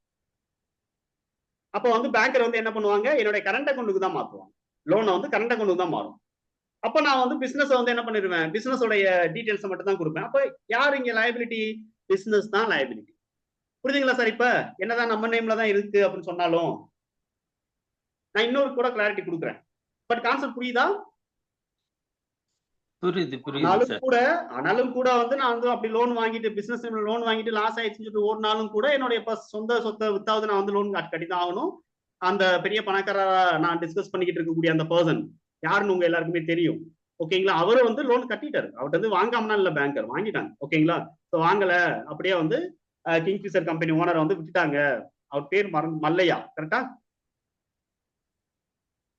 மல்லையா தானே? அவரை விட்டுட்டாங்கன்னா இல்ல, வாங்கிட்டாங்க, ரெக்கவர் வந்து பண்ணிட்டாங்க. ஆனாலும் வந்து என்ன அப்படின்னா நம்ம நேம்ல தான் இருக்கு அப்படிங்கறத வந்து இல்ல, பிசினஸுக்குன்னு சொல்லிட்டு ஒரு நேம்ல பிரைவேட் லிமிடெட் கம்பெனியா நம்ம ரெஜிஸ்டர் பண்ணலாம். தென் வந்து பார்ட்னர்ஷிப் ஆக்டின் கீழே நம்ம ஒரு பார்ட்னர்ஷிப் ஃபர்ம் அப்படின்னு சொல்லிட்டு நம்ம வந்து ரெஜிஸ்டர் பண்ணலாம். அப்போ வந்து நான் வந்து யாரா இருப்பேன், அந்த இடத்துல ப்ரொப்பரேட்டரா கிடையாது, நான் அந்த இடத்துல பார்ட்னர்ஷிப் ஃபர்ம்ல நான் வந்து ரெஜிஸ்டர் பண்ணியிருக்கேன், பார்ட்னர்ஷிப் ஃபர்ம் நான் ரெஜிஸ்டர் பண்ணியிருக்கேன் அப்படின்னா நான் ஒன் ஆஃப் த பார்ட்னர், இன்னும் ஒரு சில ஓனர் இருக்காங்கன்னு அர்த்தம். இதுவே பிரைவேட் லிமிடெட் கம்பெனியை நான் ரெஜிஸ்டர் பண்ணியிருக்கேன் அப்படின்னா நான் யாரு, ஒன் ஆஃப் த டைரக்டர். ஓகேங்களா? அப்ப நான் அக்ரிமெண்ட்ல என்ன போடுவேன்னா பிரபு, ஜி பிரபு பிராக்கெட்ல டைரக்டர் அல்லது மேனேஜிங் டைரக்டர் அப்படின்னு போடுவேன். ஓகேங்களா?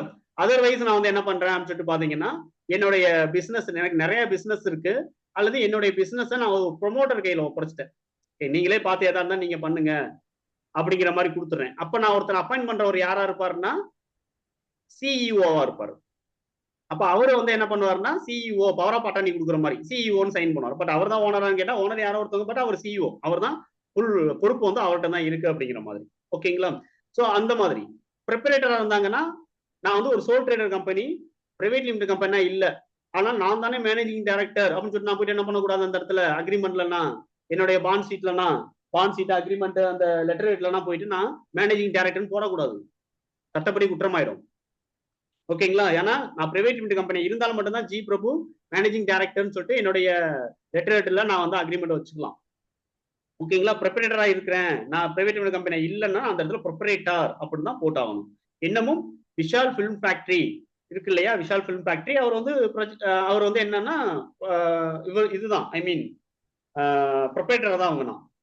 ஓகேங்களா? அவங்க வந்து என்ன கிடையாதுன்னா பிரைவேட் லிமிடெட் கிடையாது. மேபி சூர்யா வச்சிருக்க 2D என்டர்டைன்மெண்ட் கூட வந்து பிரைவேட் லிமிடெட் கம்பெனியா இருக்கலாம்.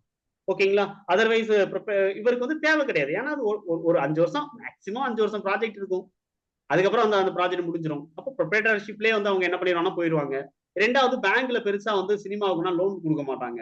அவங்க வந்து லோன் வாங்குறாங்க அப்படின்னா வெளியில தான் வாங்குவாங்க, பினான்சியர்ஸ் சொல்லிட்டு இருப்பாங்க.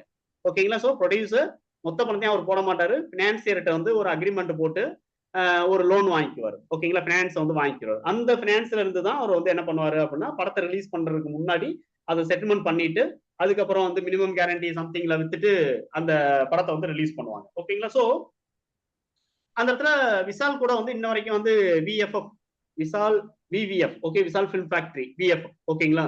ஸோ அவங்க வந்து என்ன அப்படின்னு சொல்லிட்டு பாத்தீங்கன்னா ப்ரொப்ரேட்டர் தான். அப்ப ஸ்டேட்டஸ், பிசினஸ் உடைய ஸ்டேட்டஸ், அப்ப பிசினஸ் லோன் கொடுக்குறோம் அப்படின்னா என்ன ஸ்டேட்டஸ்ல கொடுக்குறாங்க. Okay sir. ரெண்டாவது, இந்த பிசினஸ் நம்ம வந்து ஒரு தனி என்டிட்டி அப்படின்னு நம்ம பாக்குறோம் அப்படின்னா, தனி என்டிட்டி அப்படின்னு நம்ம பாக்குறோம் அப்படின்னா இந்த இடத்துல வந்து என்ன ஆகுது அப்படின்னா கேபிட்டல் அப்படின்னு சொல்லிட்டு ஒரு கான்செப்ட்.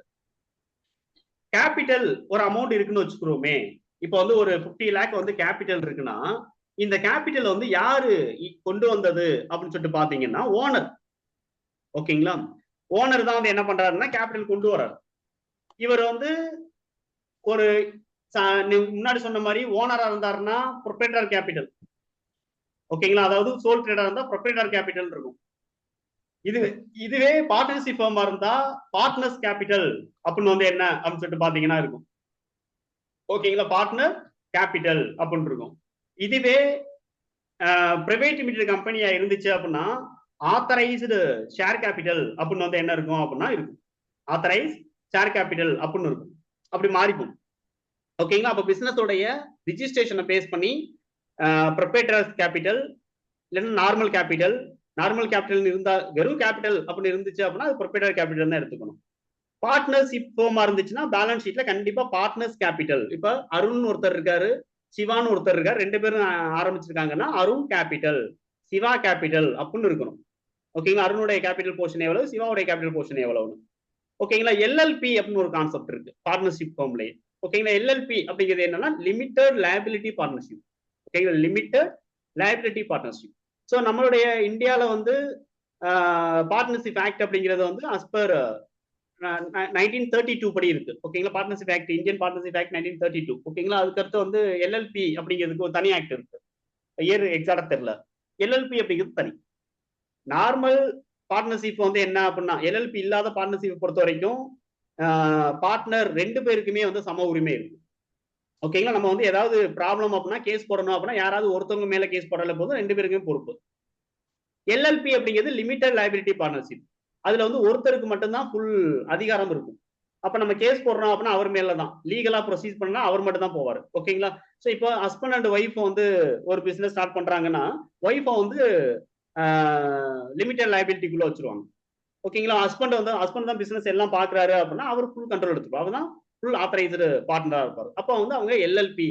அப்போ அவங்க பிசினஸ் நேம்ல ஏதாவது அக்ரிமெண்ட் போடுறாங்க, அந்த பிசினஸ் நேம்ல ஏதாவது வெப்சைட் ஆரம்பிக்கிறாங்க, அந்த பிசினஸ் நேம்ல ஏதாவது எனி அதர் டாக்குமெண்ட்ஸ் இருக்கு அப்படின்னா இன்வாய்ஸ் கூட அந்த பிசினஸ் நேமோட சேர்த்து எல்எல்பிங்கிறத சேர்த்துக்கணும். இப்ப ஸ்கில் ஃபவுண்டேஷன் அப்படின்னு ஒண்ணு இருக்கு, அவங்க ஒரு எல்எல்பியா இருக்காங்கன்னா ஸ்கில் ஃபவுண்டேஷன் எல்எல்பி அப்படிங்கிறத கண்டிப்பா மென்ஷன் பண்ணணும்.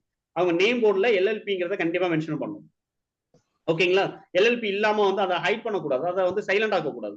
ஓகேங்களா. அதை வந்து நீங்களே தெரிஞ்சுக்கிறீங்க அப்படின்னா வந்து கொடுத்துடக்கூடாது. கண்டிப்பா எல்எல்பி இருந்தால் மட்டும். நீங்க நிறைய பார்த்துருப்பீங்க. ஓகேங்களா. எல்எல்பி அப்படிங்கிறத ஏன் மென்ஷன் பண்றாங்கன்னா கம்பல்சரி மென்ஷன் பண்ணணும். ஏன்னா அவங்க பார்ட்னரா இருக்காங்க. அதனால வந்து என்ன அப்படின்னு சொல்லிட்டு பாத்தீங்கன்னா கேஸ் வந்து யார் பேர் வேணாலும் போடலாம்னா கிடையாது. எல்லாருக்கும் லைபிலிட்டி இருக்குன்னு சொல்ல முடியாது. அப்ப அது வந்து யாரோ ஒருத்தவங்க தான் வந்து ஃபுல் பொறுப்பு. அவங்க யாருங்கிறத நம்ம தெரிஞ்சுக்கணும் அப்படிங்கிறதுக்காக அந்த எல்எல்பி அப்படிங்கிறது சேர்த்துக்கணும். ஓகேங்களா. அதர்வைஸ் நம்ம வந்து பிரைவேட் லிமிடெட் கம்பெனியா இருந்தா கண்டிப்பா வந்து பிவிடி எல்டிடி பிரைவேட் லிமிடெட் ஸ்டார்டா கொடுத்தாகணும். இல்லைன்னா பிஏ வந்து ப்ராக்கெட்ல கொடுத்துட்டு எல்டிடின்னு கொடுத்தாகணும்.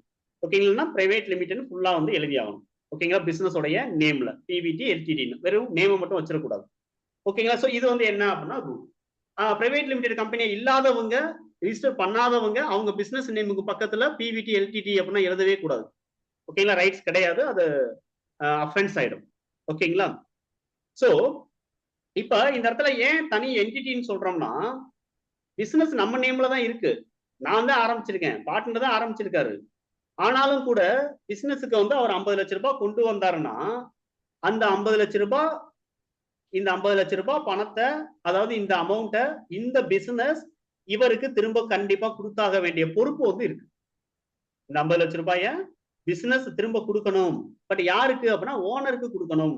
அப்ப அருண் ஒருத்தர் பிசினஸ் ஆரம்பிக்கிறாருன்னா அருண் கேபிட்டல் அப்படின்னு இங்க இருக்கும். வெறும் அருண் இருக்கக்கூடாது, அருண் கேபிட்டல். அருண் பக்கத்துல கேபிட்டலுங்கிறத சேர்க்கணும். அப்பதான் அவர் ஓனர் அப்படிங்கிறது நம்மளுக்கு தெரிய வரும். ஓகேங்களா. ஸ்டேட்மெண்ட்டை பார்க்கும்போது ஓனருங்கிறது தெரிய வரும்.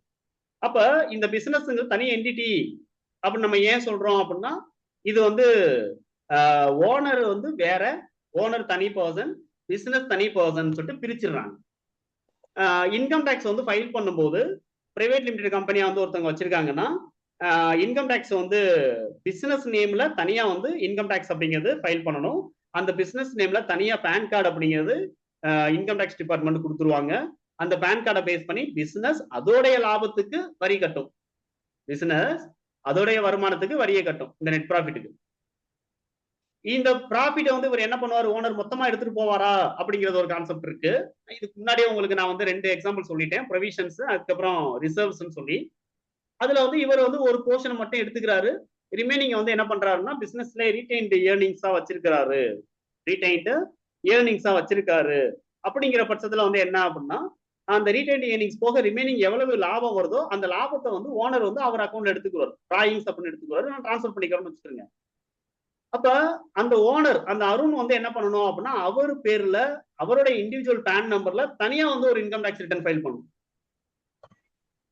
ஓகேங்களா. புரியுதா. பிசினஸ் தனி என்டிட்டிங்கிறது புரியுதுங்க சார்.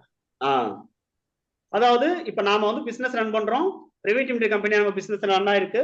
இயர் ஆன் இயர் வந்து அந்த பிரைவேட் லிமிடெட் கம்பெனிக்கு as per கம்பெனிஸ் ஆக்ட் படி இன்கம் டாக்ஸ் ரிட்டர்ன் தனியா ஃபைல் ஆகிட்டு இருக்கும். நம்ம தான் பிசினஸ் ரன் பண்றோம், நம்மளுடைய இன்கம் டாக்ஸ் ரிட்டர்ன் ITR 1 அப்படிங்கிறது தனியா வந்து நம்ம ரன் பண்ணி, அதாவது நம்ம ஃபைல் பண்ணணும். அதுல வந்து இன்கம் ஃப்ரம் பிசினஸ் இவ்வளவு, எனக்கு இது பிசினஸ் மூலமா இவ்வளவு வருமானம் வந்திருக்கு, 5 பிசினஸ் வச்சிருக்கேன் அப்படின்னா பிசினஸ் ஏல இருந்து இவ்வளவு வருமானம், பிசினஸ் பில வந்து இவ்வளவு வருமானம், அதாவது லாபம் இவ்வளவு, லாஸ்னா லெஸ் பண்ணிக்கலாம்.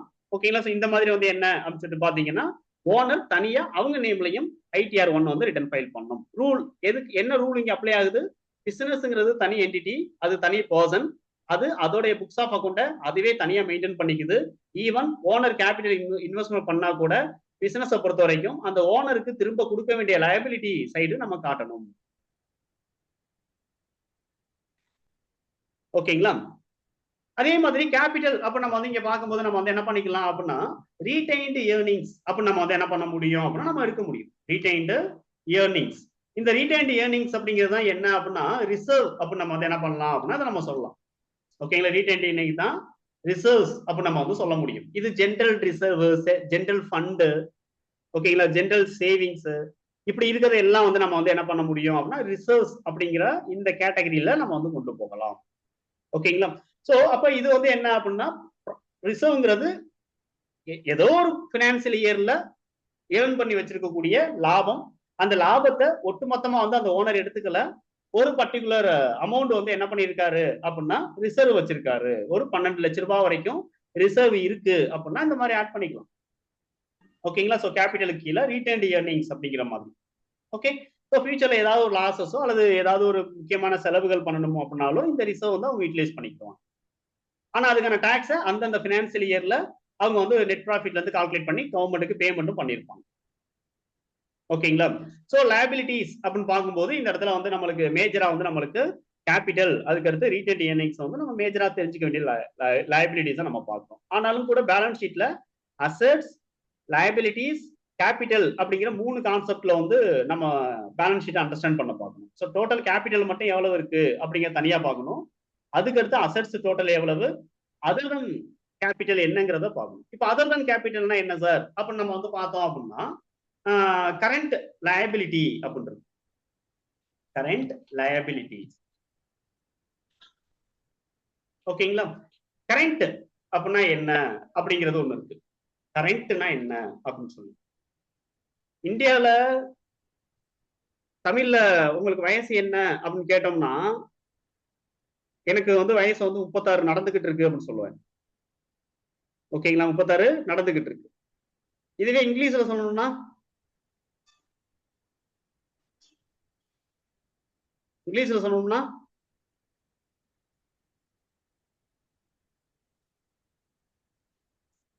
என்ன சார்? பெரிய கொஸ்டின் கேட்டனா அமைதியா இருக்கீங்க. ஆமா சார், தெரியல கரெக்டா ஒரு ரவுண்ட் ஏஜ் தான் சொல்லுவோம். என்ன சொல்லுவோம்? ஒரு ரவுண்ட் ஏஜ் தான் சொல்லுவோம். 37 Round age இயர்ஸ், ஆ? 38 இயர்ஸ் அந்த மாதிரி சொல்லுவோம். மை ரன்னிங் ஏஜ் இஸ் சொல்லுவோமா? ரன்னிங்கிற வேர்டு யூஸ் பண்ணுவோம். எஸ் சார், ரன்னிங் யூஸ் பண்ணுவோம். அதான் ஒரு மீம்ஸ்ல படிச்சேன். ஓகேங்களா? தமிழ்நாட்டுக்காரன்ட்ட வயசு தமிழ்ல கேட்டோம் அப்படின்னா 36 வயசு நடந்துகிட்டு இருக்குன்னு சொல்லுவான். இதே இங்கிலீஷ்காரன்ட்ட கேட்டோம்னா கிளியரா வந்து புரிஞ்சு வச்சிருக்கான், வயசு நடக்காது ஓடும். ஓகேங்களா? நடக்காது ஓடும். அதனால வந்து எப்படி போச்சுனே தெரியல இத்தனை வருஷம் அப்படின்னு சொல்றோம். அதனால அவன் கிளியரா சொல்றான் மை ரன்னிங் ஏஜ் இஸ் அப்படின்னு சொல்றான். ஆனா நம்ம தமிழ்ல சொல்லும் போது வயசு நடந்துகிட்டு இருக்குன்னு சொல்லுவோம். அதனால வந்து தமிழ்ல வந்து தப்பா அப்படின்னு சொல்லிட்டுனா கிடையாது. ஏன்னா நம்ம தமிழ நம்மளே வந்து என்ன பண்ணிக்கிறது அப்படின்னா இழிவாக்கி விட்டுறோம் சில நேரங்கள்ல. இது அது என்னது, சிலப்பதிகாரத்துல வந்து என்னன்னா ஒரு கொலை நடந்துரும். ஓகேங்களா? கொலை நடந்துரும். வீட்டுக்காரம்மா வந்து என்ன பண்ணிடும் அப்படின்னா எப்படி நீ வந்து கொலை பண்ணுவ அப்படின்னு சொல்லிட்டு அரசங்கிட்டே வந்து என்ன பண்ணும் அப்படின்னா நியாயம் கேட்கும். அரசர் வந்து என்னன்னா ஐயோ தப்பா நம்ம வந்து பண்ணிட்டோமேன்னு சொல்லிட்டு அவரும் செத்துருவாருங்கிற மாதிரி அந்த அளவுக்கு நீதி நிலைநாட்டப்பட்டது அப்படின்னு வந்து என்ன பண்ணுவோம் அப்படின்னா படிப்போம். ஆனா அந்த அந்த கொலை ஏன் நடந்தது அப்படின்னு பார்க்கும்போது அந்த அரசர் என்ன பண்ணியிருப்பாரு அப்படின்னா அவனை அதாவது ஒரு சிலம்பு, இந்த சிலம்பு வந்து யாரு திருடிட்டான் அப்படிங்கிற தப்பா புரிஞ்சுக்கிட்டு அவனை கொண்டு வாருங்கள் அப்படின்னு சொன்னது 2ஆம் மீன் பண்ணப்பட்டிருக்கு. ஓகேங்களா? என்னதான் 1,00,000 வார்த்தைகள் நம்ம தமிழ்ல இருந்தாலும் அந்த இடத்துல வந்து கொண்டு வாருங்கள் அப்படின்னு அவனை கூட்டி வாருங்கள் அப்படின்னு சொல்றதுக்கு பதிலா அவங்க என்ன பண்றாங்கன்னா கொண்டு வாருங்கள்னு சொன்னோன்னா கொண்டுட்டு வந்தாங்க. ஓகேங்களா? நான் சொன்ன வார்த்தையை வந்து தப்பா புரிஞ்சுட்டாங்கன்னு சிலப்பதிகாரத்துல இருக்கிறதுனால அப்ப வந்து என்ன பண்ணிட்டாங்க அப்படின்னா தமிழ்ல வந்து வார்த்தைகளே இல்லையா, ஏன் கொண்டு வாருங்கள்னு அவர் சொல்லணும்? அவனை அழைத்து வாருங்கள், அவனை பிடித்து வாருங்கள், அவனை கூட்டி வாருங்கள், எவ்வளவோ சொல்லியிருக்கலாம்.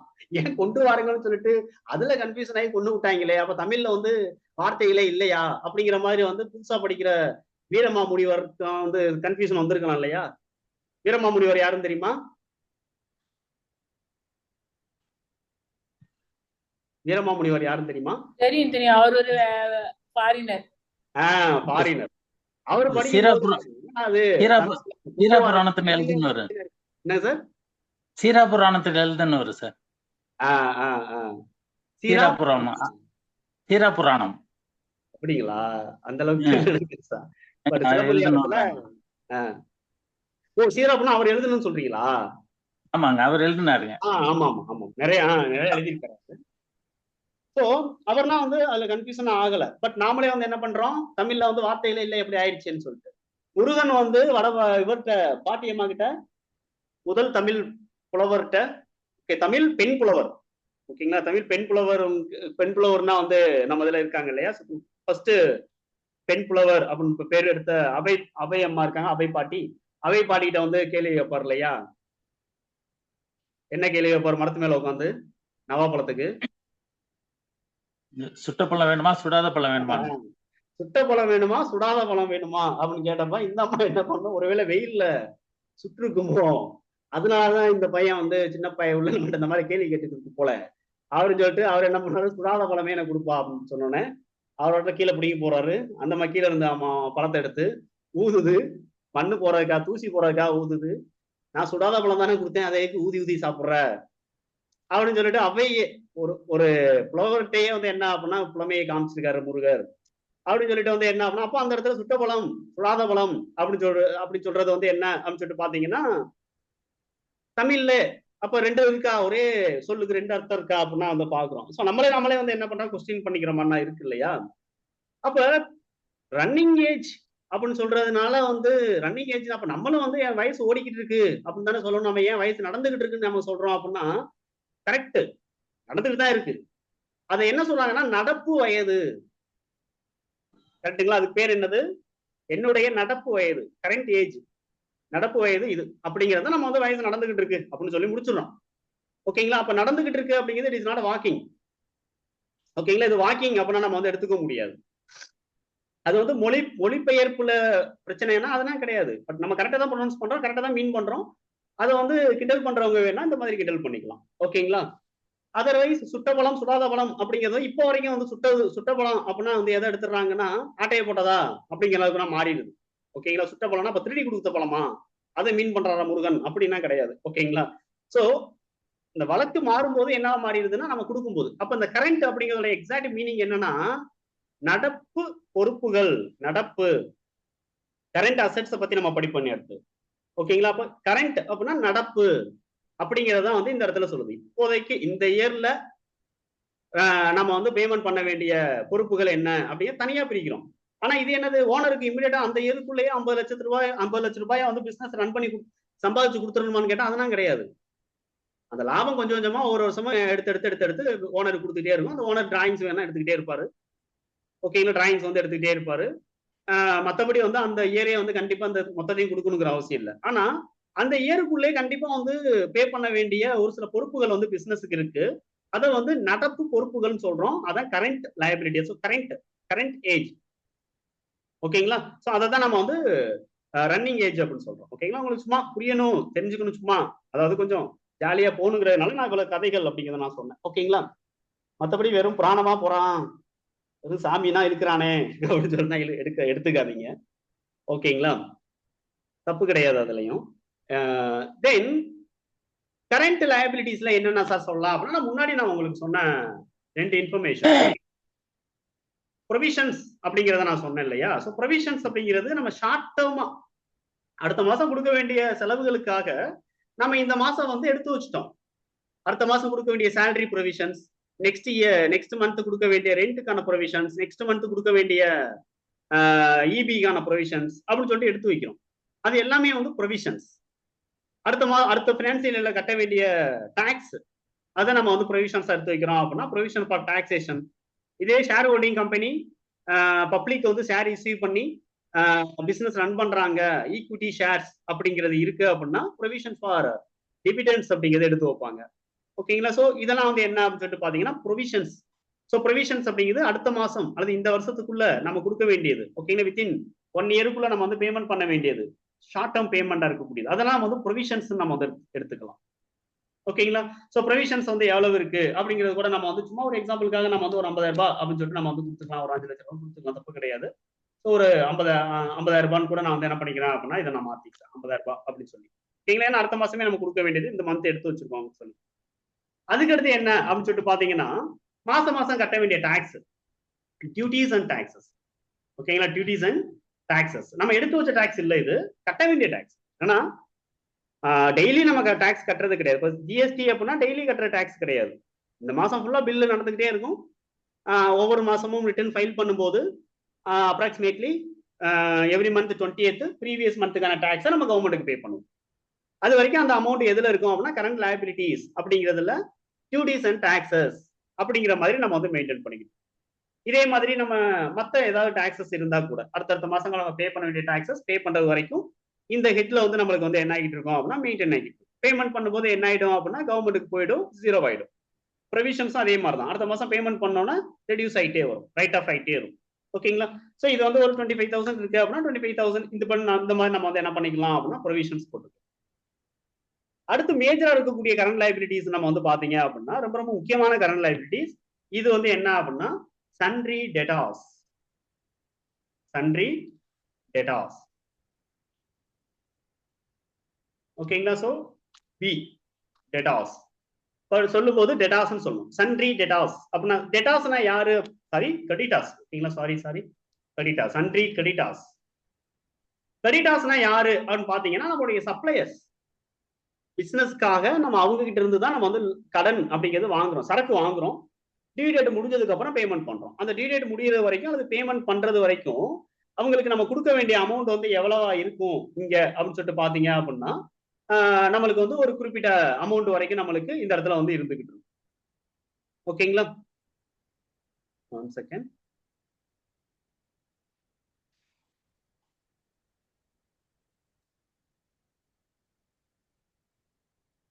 ஓகே, 7,50,000 இருக்கு இல்லையா? இது ஏன் இப்போ 73 lakh மாதிரி காட்டுது?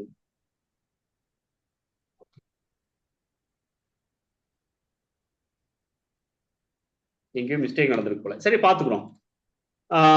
இந்த இடத்துல அதே நேத்து நீங்க போடும்போது அந்த எக்ஸல் அப்படி வச்சுட்டு ட்ராக் பண்ணி பாப்பீங்க இல்லைங்களா? அப்படி பார்க்கும்போது கீழே வந்து 7,30,000 தான் இருந்தது. ஆமா ஆமா. ஓகே, நான் எதுக்காக இதை எடுத்தேன்னா நம்ம பர்ச்சேஸ் பண்ற வேல்யூ இருக்கு இல்லையா? அந்த பர்ச்சேஸ் பண்ண வேல்யூக்குள்ள நம்ம வந்து கொஞ்சம் அப்ராக்சிமேட்டா கொண்டு வர பார்க்கணும் அந்த லைபிலிட்டிஸை. ஓகேங்களா? ரொம்ப கம்மியா தான் இருக்கும், அந்த ரேட்டுக்குள்ள இருக்கக்கூடாது அப்படிங்கிறதுக்காக.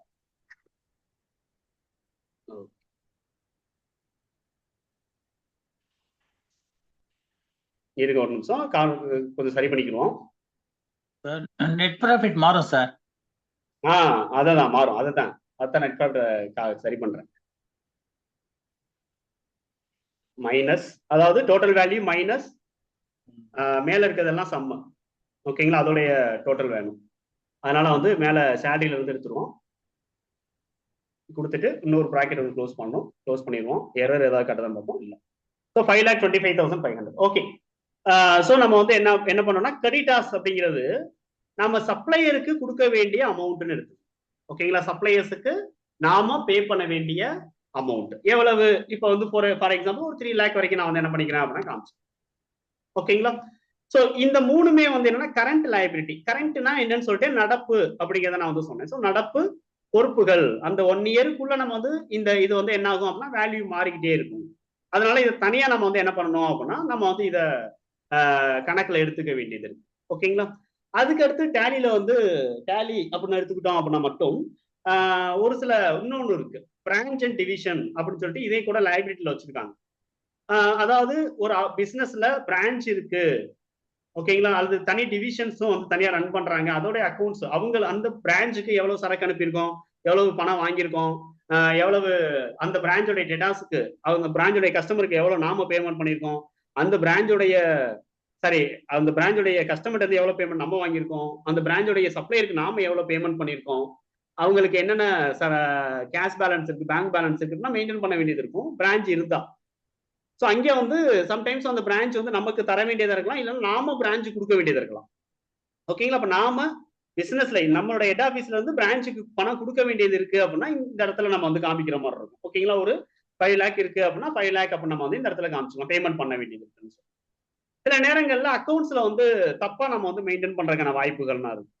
ஓகேங்களா, அக்கௌண்ட்ஸ்ல தவறுதலா நம்ம வந்து மெயின்டைன் பண்ணக்கூடிய வாய்ப்புகள். ஓகேங்களா, அதாவது என்னன்னா சம்டைம்ஸ் நம்ம வந்து என்ன பண்ணிருப்போம் அப்படின்னா கேஷா வந்து யாரோ ஒருத்தவங்க கொண்டாந்து கொடுத்துருப்பாங்க, பேரை மறந்துருப்போம்.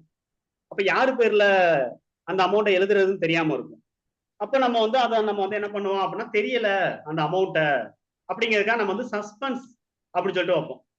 ஓகேங்களா, இதே மாதிரி வந்து என்ன அப்படின்னு சொல்லிட்டு பாத்தீங்கன்னா சம்டைம்ஸ் வந்து நம்ம கேஷ் நம்ம தான் ஹேண்டில் பண்ணிக்கிட்டு இருப்போம், கொடுக்கறது வாங்குறது எல்லாம் நம்ம தான் என்ட்ரி பண்ணிக்கிட்டு இருப்போம். ஆனா வந்து சில நேரங்கள்ல நம்ம வந்து என்ன பண்றோம்னா மிஸ் ஹேண்டில் பண்ணிட்டோம்னா, ஓகேங்களா, கொடுக்க வேண்டிய தப்பா கொடுத்துட்டோம், இல்லைன்னா எழுதி வைக்கும் போது தப்பா எழுதி வச்சுட்டோம், ரெக்கார்ட் பண்ணும்போது கூட குறை எழுதிட்டோம். உண்மையிலே இருக்கக்கூடிய கேஷை எண்ணி பார்த்தோம்னா ஒரு வேல்யூ இருக்கு, ஆனா சிஸ்டம்ல கால்குலேட் பண்ணி வரக்கூடிய அமௌண்ட் பார்த்தா வேற ஒரு அமௌண்ட் இருக்கு. அப்போ வந்து ஷார்டேஜ் ஆகுது. ஓகேங்களா, அந்த இடத்துல ஷார்டேஜ் ஆகுது, இல்லைன்னா அதிகமா இருக்கு. அந்த மாதிரியான டைம்ல நமக்கு வந்து அந்த அமௌண்ட்டை வந்து நம்ம சஸ்பென்ஸ் அப்படிங்கிற மாதிரி வைக்கணும். ஓகேங்களா, ஸோ இந்த மாதிரி சஸ்பென்ஸ் அப்படிங்கிறது இருக்கும். ஆனா பிசினஸ்ல சஸ்பென்ஸ் இருக்கக்கூடாது, கரெக்டா வந்து நம்ம அக்கௌண்ட்ஸை மெயின்டைன் பண்ணி ஆகணும். அப்படி ஒருவேளை இருந்தால் நம்ம வந்து அன்கிளாசிஃபைடு அது என்னன்னு தெரியல அப்படிங்கிற பட்சத்துல நம்ம சஸ்பென்ஸ் அக்கௌண்ட் அப்ப நம்ம வந்து என்ன பண்ணுவோம் அப்படின்னா நம்ம வந்து கணக்குல வச்சுக்கிறோம். ஒரு 5000 ரூபாய் அப்படின்னா ஒரு 5000 ரூபாய் அப்படின்னு வச்சுக்கோம். அப்ப இந்த இடத்துல லயபிலிட்டிஸ் அப்படின்னு பார்க்கும்போது இதெல்லாம் ஒரு மேஜர் லயபிலிட்டிஸா நம்ம வந்து இந்த இடத்துல நம்ம பாக்குற மாதிரி இருக்கு. ஓகேங்களா, அட் த சேம் டைம்ஸ் நம்ம வந்து இந்த இடத்துல வந்து அடுத்த ஒரு போர்ஷன் ஒண்ணு இருக்கு. ஓகேங்களா, அதை மேலே நான் வந்து உங்களுக்கு இன்சர்ட் பண்ணி கொடுத்துறேன். அடுத்த போர்ஷன் என்னன்னா லோன்ஸ் அண்ட் லயபிலிட்டி. ஓகேங்களா, லோன்ஸ் லயபிலிட்டி அப்படின்னு சொல்லிட்டு வந்து ஒண்ணு இருக்கு. இது வந்து கரண்ட் லயபிலிட்டி அப்ப நம்ம வந்து தனியா கரண்ட் லயபிலிட்டியில சேர்க்காம நம்ம வந்து தனி லயபிலிட்டிஸா காட்டணும் லோன்ஸ் லயபிலிட்டியை. ஓகேங்களா, ஸோ என்ன அப்படின்னு சொல்லிட்டு பாத்தீங்கன்னா இப்ப ஒரு பிசினஸ் ரன் பண்றோம், பிசினஸ் ரன் பண்றதுக்கு நம்மளுக்கு இவ்வளவு ப்ராஜெக்ட் காஸ்ட் இவ்வளவு வருது, இவ்வளவு இன்வெஸ்ட்மெண்ட் நம்ம பண்ணி ஆகணும் அப்படிங்கிறதுக்காக நம்ம வந்து ஒரு அமௌண்ட் ரெடி பண்றோம். ஓகேங்களா, ஒரு கேபிட்டல் அப்படிங்கிறது கொண்டு வரோம். ஓகேங்களா, ஒரு கேபிட்டல்ங்கிறது ஒரு இதுவும் வந்து ப்ராஃபிட் மாதிரி தான். ஒரு கேபிட்டல் அப்படிங்கிறது வந்து ஒரு பிசினஸுக்கு வந்து பிளட் மாதிரி இருக்கணும், பிளட் கவுண்ட் மாதிரி இருக்கணும். ஓகேங்களா, அந்த பிளட் கவுண்ட் அதிகமாவும் ஆயிடக்கூடாது, ரொம்ப கம்மியாவும் ஆயிடக்கூடாது. ஓகேங்களா, நம்ம உடம்புல ஒரு பிளட் அதிகமா இருந்துச்சு அப்படின்னா தேவையில்லாம கேபிட்டல் வந்து லாக் ஆகிருக்குன்னு அர்த்தம். ஓகேங்களா, ஸோ தேவையில்லாம அவரோட சேவிங்ஸை கொண்டு வந்து இங்க லாக் பண்ணி வச்சுட்டான்னு அர்த்தம். ரொம்ப கம்மியா இருந்துச்சு அப்படின்னா அந்த பிசினஸ் வந்து பெர்ஃபார்ம் பண்ண முடியாது. ஓகேங்களா, அந்த செலவுகளை வந்து கரெக்டா பண்ண முடியாது, ஆப்பர்ச்சுனிட்டிஸ் நிறைய இருக்கும், ரெவன்யூ ஆப்பர்ச்சுனிட்டிஸ் நிறைய இருக்கும், ஆனா இன்வெஸ்ட்மெண்ட் வந்து ரொம்ப கம்மியா இருக்கும். ஓகேங்களா, அப்போ அந்த இடத்துல அதுவும் வந்து என்ன அப்படின்னா பிரச்சனை இருக்கும். அப்போ கரெக்டான ப்ராஃபிட் வந்து கேபிட்டல் வந்து இருக்கணும். அப்போ ஓனர்னால கொண்டு வர முடியாத கேபிட்டல், ஓகேங்களா, கொண்டு வர முடியாத கேபிட்டல் அவர் வந்து என்ன பண்ணுவாரு, பிசினஸ் வந்து கண்டிப்பா நம்ம நல்ல இன்கம் ஏர்ன் பண்ண முடியும்னு சொல்லிட்டு லோன் வாங்குவார். ஆனா இந்த லோன் வாங்கும்போது வந்து என்ன சொல்லிட்டு பாத்தீங்கன்னா பேங்க்ல லோன் வாங்கலாம். ஓகேங்களா, அதை வந்து நம்ம வந்து செக்யூர்டு லோன் அப்ப நம்ம வந்து என்ன பண்ணுவோம் அப்படின்னா நம்ம வந்து பிரிப்போம். ஓகேங்களா, பேங்க்ல லோன் வாங்கினா அதுக்கு பேரு செக்யூர் லோன்ஸ் அப்படின்னு சொல்லிட்டு வந்து என்ன பண்ண வேண்டியது இருக்கு அப்படின்னா இங்க வந்து நம்ம கணக்குல வந்து காட்ட வேண்டியது இருக்கு. ஓகேங்களா, செக்யூர் லோன் அப்படின்னு சொல்லி இப்போ எக்ஸாம்பிளுக்காக நான் வந்து என்ன பண்றேன்னா ஒரு 15 லட்சம் ரூபாய் பேங்க்ல வாங்கியிருக்காங்க அப்படின்னா அது செக்யூர் லோன் அப்படிங்கிற மாதிரி வந்து கணக்குல வந்து. ஓகேங்களா, அதுக்கடுத்து என்ன அப்படின்னு சொல்லிட்டு பாத்தீங்க அப்படின்னா ரிலேட்டிவ்ஸ்ட ஃப்ரெண்ட்ஸ் கிட்ட லோக்கல்ல லோன் வாங்குறாங்கன்னா அது செக்யூர் லோன் கிடையாது, அதுக்கு வந்து அன்செக்யூர்ட் லோன். ஓகேங்களா, அன்செக்யூர்ட் லோன்ஸ் அப்படின்னு சொல்லிட்டு வந்து என்ன அப்படின்னு சொல்லிட்டு பாத்தீங்கன்னா ஒரு லோன் வந்து வாங்கலாம். ஓகேங்களா, சோ இப்போ அன்செக்யூர்ட் லோன் ஒரு 5 லட்சம் ரூபாய் இருக்கு அப்படின்னா 5 லட்சம் ரூபாய். ஓகேங்களா, அடுத்து இன்னொரு லோன்ஸ் லைபிலிட்டில ஒரு ஹெட், மேஜரான ஒரு ஹெட் இருக்கு. பொதுவா வந்து ஒரு பிசினஸ்மேன் பேங்க்ல அக்கௌண்ட் ஓபன் பண்றாங்க அப்படின்னா பிசினஸ்மேன் பேங்க்ல அக்கௌண்ட் ஓபன் பண்றாங்கன்னா கரண்ட் அக்கௌண்ட் அப்படின்னு சொல்லிட்டு ஒன்று ஓபன் பண்ணணும். ஓகேங்களா? அதுக்கு பேரு கரண்ட் அக்கௌண்ட். இந்த கரண்ட்ங்கிறது வேற, அந்த கரண்ட்ங்கிறது வேற. ஓகேங்களா? பட் மீனிங் என்னமோ ஒரே மாதிரி தான் இருக்கும். கரண்ட் அப்படின்னா எவ்வளவு வேணுமானாலும் நம்ம வந்து டெபாசிட் பண்ணலாம், எவ்வளவு வேணுமானாலும் டிராயிங்ஸ் எடுத்துக்கலாம், டிரான்சாக்ஷன்ஸ் வந்து அன்லிமிட்டெட், அதுக்கு சார்ஜஸ்லாம் கிடையாது. ஆனா சேவிங்ஸ் பேங்க்ல பொறுத்த வரைக்கும் டிரான்சாக்ஷன்ஸ்னா வந்து என்ன அப்படின்னா கொஞ்சம் கவுண்டிங் இருக்கு. ஓகேங்களா? ஸோ டிராயிங்ஸ் இவ்வளவு தான் பண்ணணும், ஷேர்ஸ் அமௌண்ட் டிரான்ஸ்ஃபர்ஸ் வந்து இவ்வளவு கவுண்ட்டுக்குள்ள தான் பண்ணணும், அதுக்கு மேல போனா பேங்க் சார்ஜஸ் வந்து அப்ளிகபிள் ஆகும். அதர் ஏடிஎம் வந்து இவ்வளவு தான் யூஸ் பண்ணணும். ஓகேங்களா? அந்த டியூரிங் த ஃபினான்சியல் இயர்ல சொந்த ஏடிஎம்ல நீங்க எவ்வளவு வேணுமானு யூஸ் பண்ணிக்கலாம். இந்த மாதிரினா வந்து என்ன இருக்கு அப்படின்னா கவுண்டிங் வந்து மெயின்டைன் பண்ணுவாங்க. பட் பேங்க்ல வந்து என்ன கரண்ட் அக்கௌண்ட்லாம் அந்த மாதிரி கவுண்டிங் மெயின்டைன் பண்ண மாட்டாங்க. எவ்வளவு வேணுமானாலும் வந்து அவங்க டிரான்சாக்ஷன் வச்சுக்கலாம் அப்படின்னு சொல்லிட்டு ஒரு ஃபிளெக்சிபிலிட்டி வந்து கொடுக்குறாங்க. அது கரண்ட் அக்கௌண்ட். கரண்ட் அக்கௌண்ட் வந்து equal to saving bank account மாதிரி தான். நம்ம அக்கௌண்ட்ல பணம் இருந்துச்சுன்னா நம்ம போடுற செக் வந்து நம்ம சப்ளையருக்கு கொடுத்த செக் எல்லாமே வந்து ஆட்டோமேட்டிக்கா வந்து கிளியர் ஆகும். அமௌண்ட்ல வந்து சர்ப்ளஸ் அமௌண்ட் இல்ல பேங்க்ல அப்படின்னா கண்டிப்பா வந்து கிளியர் ஆகாது, பவுன்ஸ் ஆகும். அப்படி பவுன்ஸ் ஆகுது அப்படின்னா நம்ம சப்ளையர் நம்ம மேல வந்து நன்மதிப்பு வந்து பாதிக்கப்படும். ஓகேங்களா? கண்டிப்பா நம்ம வந்து அந்த பர்சன்ட் செக் போறாங்க நல்லா கன்ஃபார்ம் பண்ணிட்டு போடுங்க அப்படிங்கிற மாதிரி. ஏன்னா செக்னா வாங்காதீங்க, இமீடியட்டா ஆர்டிஜிஎஸ் பண்ண சொல்லுங்கன்னு சொல்லியிருப்பாங்க. ஒரு 2-3 டைம் வந்து அந்த மாதிரி பவுன்ஸ் ஆச்சு அப்படின்னா பெரிய பிரச்சனை. அவங்களுக்கும் சார்ஜஸ் ஆகும், நமக்கும் சார்ஜஸ் ஆகும். ரெண்டாவது வந்து என்ன அப்படின்னா அந்த ரிலேஷன்ஷிப்பும் அஃபெக்ட் ஆகும். அதுக்காக பேங்கர் என்ன பண்றாங்கன்னா பிசினஸ் ஓனருக்கு இன்னொரு அக்கௌண்ட் கொடுக்குறாங்க. அந்த அக்கௌண்ட் என்ன அப்படின்னு சொல்லிட்டு பாத்தீங்க அப்படின்னா ஓடி அக்கௌண்ட். ஓகேங்களா? Business over draft account. ஆரம்பத்திலே வந்து என்ன பண்ணிடுவாங்கன்னா பிசினஸோடைய ஸ்டாக்கை பேஸ் பண்ணியோ டெட்டாஸோட பேஸ் பண்ணியோ சம்திங் ஏதோ ஒரு அசட்ஸை பேஸ் பண்ணி இவ்வளவு லிமிட் வந்து என்ன பண்ணிடுவாங்க அப்படின்னா ஓடி கொடுப்பாங்க. ஓடி அப்படின்னா ஓவர் டிராஃப்ட்னு அர்த்தம். ஓவர் டிராஃப்ட் இப்போ வந்து என்னன்னா ஓடி அக்கௌண்ட் நம்ம ஓபன் பண்றோம், அதுல பணமே நம்மள்ட்ட இருக்காது, டெபாசிட்டே பண்ண வேணாம். அவங்க வந்து ஒரு 90 லேக் வரைக்கும் நீங்க ஓடி அக்கௌண்ட் வந்து உங்களுக்கு லிமிட் 90 லேக் வரைக்கும் இருக்கு. அந்த 90 லேக்குள்ள நீங்க எவ்வளவு அமௌண்ட் வந்து நீங்க செக் நீங்க கொடுத்தாலும் சரி பாஸ் ஆயிடும், பவுன்ஸ்னா ஆகாது. 90 லேக் கிராஸ் ஆனாலும் உங்களுக்கு பாஸ் ஆகும். ஓகேங்களா? செக் வந்து உங்களுக்கு பவுன்ஸ் ஆகாது, கிளியர் பண்ணி கொடுத்துரும். ஆனா அந்த 90 லேக்குள்ள நீங்க பண்ணீங்கன்னா பெர் ஆனம் வந்து 11.5% வரைக்கும் உங்களுக்கு இன்ட்ரெஸ்ட். ஆனா அந்த 90 லேக்கோட அதிகமா எவ்வளவு அமௌண்ட் போகுதோ, அமௌண்ட் நீங்க ஓடியில வச்சிருக்கீங்களோ அந்த அமௌண்ட்டுக்கு 15.5% வரைக்கும் இன்ட்ரெஸ்ட் வந்து சார்ஜ் பண்ணுவாங்க. அந்த மாதிரி வந்து ஒரு லிமிடேஷன்ஸ் கொடுப்பாங்க. ஓகேங்களா? அப்போ அந்த இடத்துல வந்து நம்மளுக்கு செக் பவுன்ஸ் ஆகிறதுக்கு வாய்ப்பே கிடையாது. ஓகேங்களா? அதுல நம்ம வந்து செக் ரிசீவ் பண்றதுக்கு மட்டும் தான் யூஸ் பண்ணணுமா அப்படின்னு கேட்டா கிடையாது. நம்ம நார்மல் கரண்ட் அக்கௌண்ட் மாதிரியே அதை யூஸ் பண்ணிக்கலாம். ஓகேங்களா? நமக்கு வர வேண்டிய செக்கையும் நம்ம போட்டுக்கலாம். இப்போ உதாரணத்துக்கு நம்ம வந்து என்ன பண்றோம் அப்படின்னா ஒரு 1 இயர்ல நம்ம இஸ்யூ பண்ண செக் வந்து எவ்வளவு இருக்கு அப்படின்னு சொல்லிட்டு பாத்தீங்கன்னா ஒரு 30 லேக் வரைக்கும் இஸ்யூ பண்ண செக் இருக்கு. நம்ம கஸ்டமர்ட்ட இருந்து வாங்கின செக் வந்து எவ்வளவு இருக்கு அப்படின்னு சொல்லிட்டு பாத்தீங்க அப்படின்னா ஒரு 20 லேக் வரைக்கும் கஸ்டமர்ட்ட இருந்து வாங்கின செக் அந்த ஓடி அக்கௌண்ட்ல நம்ம டெபாசிட் பண்ணிட்டோம். அப்ப கரண்டா வந்து நம்மள்ட்ட அந்த 1 இயர்ல வந்து ரன்னிங்ல இருந்த ஆவரேஜ் பேலன்ஸ் எவ்வளவுனா 5 லேக் மட்டும் தான். ஓகேங்களா? சோ 5 லேக் மட்டும் தான் அவங்ககிட்ட நம்ம கிரெடிட் அப்படின்னு சொல்லிட்டு நம்ம வந்து இருக்கு. ஓகேங்களா? சோ அப்படி இருக்கும்போது நம்மளுக்கு அந்த 5 லேக்கு மட்டும் தான் இன்ட்ரெஸ்ட் வந்து கால்குலேட் ஆயிட்டு இருக்கு. ஓகேங்களா? அது வந்து ஆவரேஜ் பேலன்ஸ் கிடையாது, அந்த டே பேஸ் பண்ணி கால்குலேட் பண்ணி நம்மளுக்கு வந்து இன்ட்ரெஸ்ட் பெர்சன்டேஜ் வந்து 11% அவங்க சார்ஜஸ் எடுத்துக்கிட்டாலும் கூட பட் நமக்கு வந்து என்ன சொல்லிட்டு பாத்தீங்கன்னா அந்த பிரின்சிபல் அமௌண்ட்டை நம்ம கம்மி பண்ணிக்கலாம். அதனால இன்ட்ரெஸ்ட் ரேட் வந்து கம்மியாகும். அதை வந்து என்ன சொல்றாங்கன்னா பேங்க் ஓவர் டிராஃப்ட் அல்லது பேங்க் ஓடி அப்படின்னு ஷார்ட்டா சொல்லுவாங்க. பேங்க் ஓடின்னு சொல்லுவாங்க. இதுக்கு இன்னொரு பேர் கூட இருக்கு, பேங்க் ஓசிசி அப்படிங்கிறது. இதுக்கு முன்னாடி காலகட்டத்தில் ஓகேங்களா ஓவர் கேஷ் கிரெடிட் அப்படின்னு சொல்லிட்டு தான் ஆரம்பிக்கப்பட்டது இந்த அக்கௌண்ட். ஆனா இப்போ வந்து அது பேங்க் ஓடி ஓவர் டிராஃப்ட் அக்கௌண்ட், பேங்க் ஓடி அக்கௌண்ட் அப்படின்னு சொல்லுவாங்க. ஓகேங்களா? சோ அந்த மாதிரி ஓடி அக்கௌண்ட் நம்மகிட்ட இருந்துச்சு அப்படின்னா கூட நம்ம வந்து அதுல எவ்வளவு கிரெடிட் பேலன்ஸ் இருக்கோ அதை நம்ம வந்து என்ன பண்ணணும் அப்படின்னு சொல்லிட்டு பாத்தீங்கன்னா லயபிலிட்டிஸ் அப்படின்னு சொல்லிட்டு நம்ம வந்து எடுக்கணும். ஓகேங்களா? ஒருவேளை அப்படி இருந்துச்சு ஓடி அக்கௌண்ட் லயபிலிட்டிஸ் ஒரு 3 லேக் இருக்கு அப்படின்னா 3 லேக் அப்படிங்கிறது நம்ம வந்து இந்த மாதிரி லோன்ஸ் லயபிலிட்டி அப்படிங்கிறதுல காட்டணும்.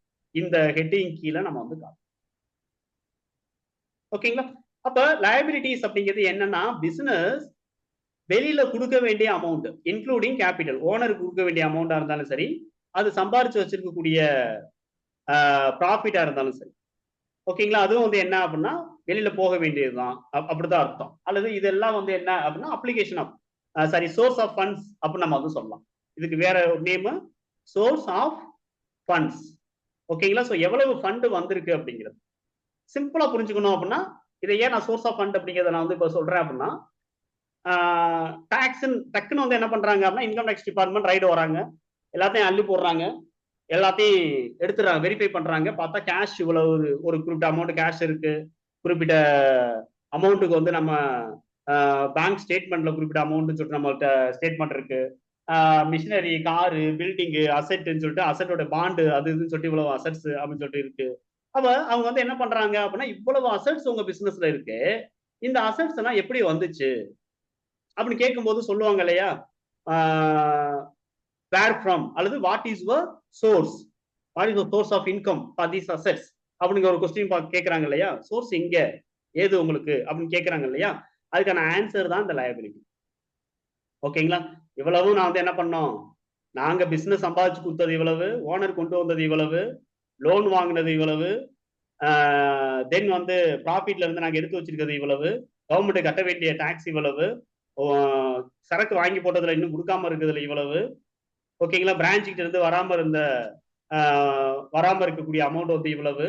ஸோ இவ்வளவு நாங்க வந்து என்ன பண்ணோம் அப்படின்னா, சோர்ஸ் வந்து இந்த அசெட்ஸ்க்கான சோர்ஸ் அப்படியே ஆப்போசிட்ஸ்ல நம்ம காட்டுறோம். That is matching. ஓகேங்களா, மேட்ச் பண்ணி காட்டுறோம். ஓகேங்களா, அதனால இதை நம்ம வந்து லயபிலிட்டின்னு சொல்றதை நம்ம source of income, source of fund அப்படின்னு சொல்லணும். ஓகேங்களா, சோர்ஸ் ஆஃப் ஃபண்ட் அப்படின்னு கூட சொல்லலாம். Not source of income, source of funds. Clear?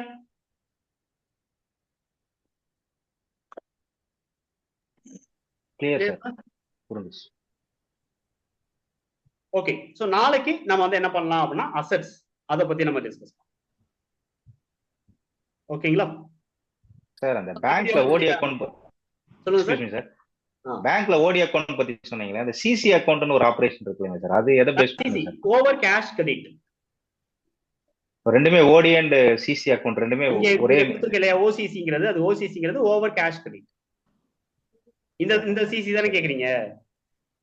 இல்ல சார், அதுக்கு ஜென்ரலா கேக்குறேன் நானு. பேங்க்ல ரெண்டு டைப் அக்கௌண்ட் சொல்றாங்க, பேங்க் ஓடி அக்கௌண்ட்னு ஒன்னு சொல்றாங்க, சிசிங்கிறது கரண்ட் அக்கௌண்ட், சிசி அக்கௌண்ட் அப்படின்னு சொல்லிட்டு சொல்றாங்க. அந்த ஓடி கரண்ட் அக்கௌண்ட் இருக்கும், சிஏ அப்படிங்க சார். கரண்ட் அக்கௌண்ட் சிஏ இல்ல சிசி அக்கௌண்ட்னே சொல்றாங்க. அதுக்கு அப்ப கேஷ் கிரெடிட் தான் அந்த மாதிரி சொல்ல வாய்ப்பு இருக்கு. ஐ மீன் அது எதை பேஸ் பண்ணி? எனக்கு ஓடி அக்கௌண்ட்ன்றது என்னால புரிஞ்சு. சரிங்க சார், சரிங்க. அந்த மீனிங்குள்ள தான் பாருங்க. சரிங்க சார். கரண்ட் அக்கௌண்ட் வந்து கரண்ட் அக்கௌண்ட்டை பொறுத்த வரைக்கும் பிசினஸ் மேன் ஓபன் பண்றது லைக் சேவிங் பேங்க் மாதிரி தான். நம்ம பணம் போட்டிருந்தால் மட்டும்தான் நம்ம எடுக்க முடியும், அதுல பணம் இருக்கணும். ஆனா வந்து ஓடி அப்படிங்கிறது அவங்க லிமிட் கொடுத்துருவாங்க, அந்த லிமிட்டுக்குள்ள நம்ம வந்து எவ்வளவு மனம் செக் போட்டு கலெக்ஷன் எடுத்துக்கலாம், லிமிட்டுக்குள்ள ட்ரான்ஸ்ஃபர். சிசிக்கு அதே மாதிரி தான் ஒரு லிமிட் அலோகேட் பண்றாங்க. கிரெடிட் கார்டை கூட சொல்ல வாய்ப்பு இருக்கு சார். சிசினா சரிங்க. சிசிங்கிறது கிரெடிட் கார்டோட ஸ்டேட்மென்ட்னா சிசின்னு தான் வரும் ஷார்ட்டா. அதுல கூட ஒரு சர்டன் லிமிட் நம்ம யூட்டிலைஸ் தான பண்றோம், அது அந்த லிமிட் வரைக்கும் யூட்டிலைஸ் பண்ணிக்கலாம். சிசி அப்படி கூட இருக்கலாம். கிரெடிட் கார்டை கூட நமக்கு வந்து கொடுக்க வாய்ப்பு இருக்கு. கிரெடிட் கார்டுக்கு லிமிட் இருக்குல்ல?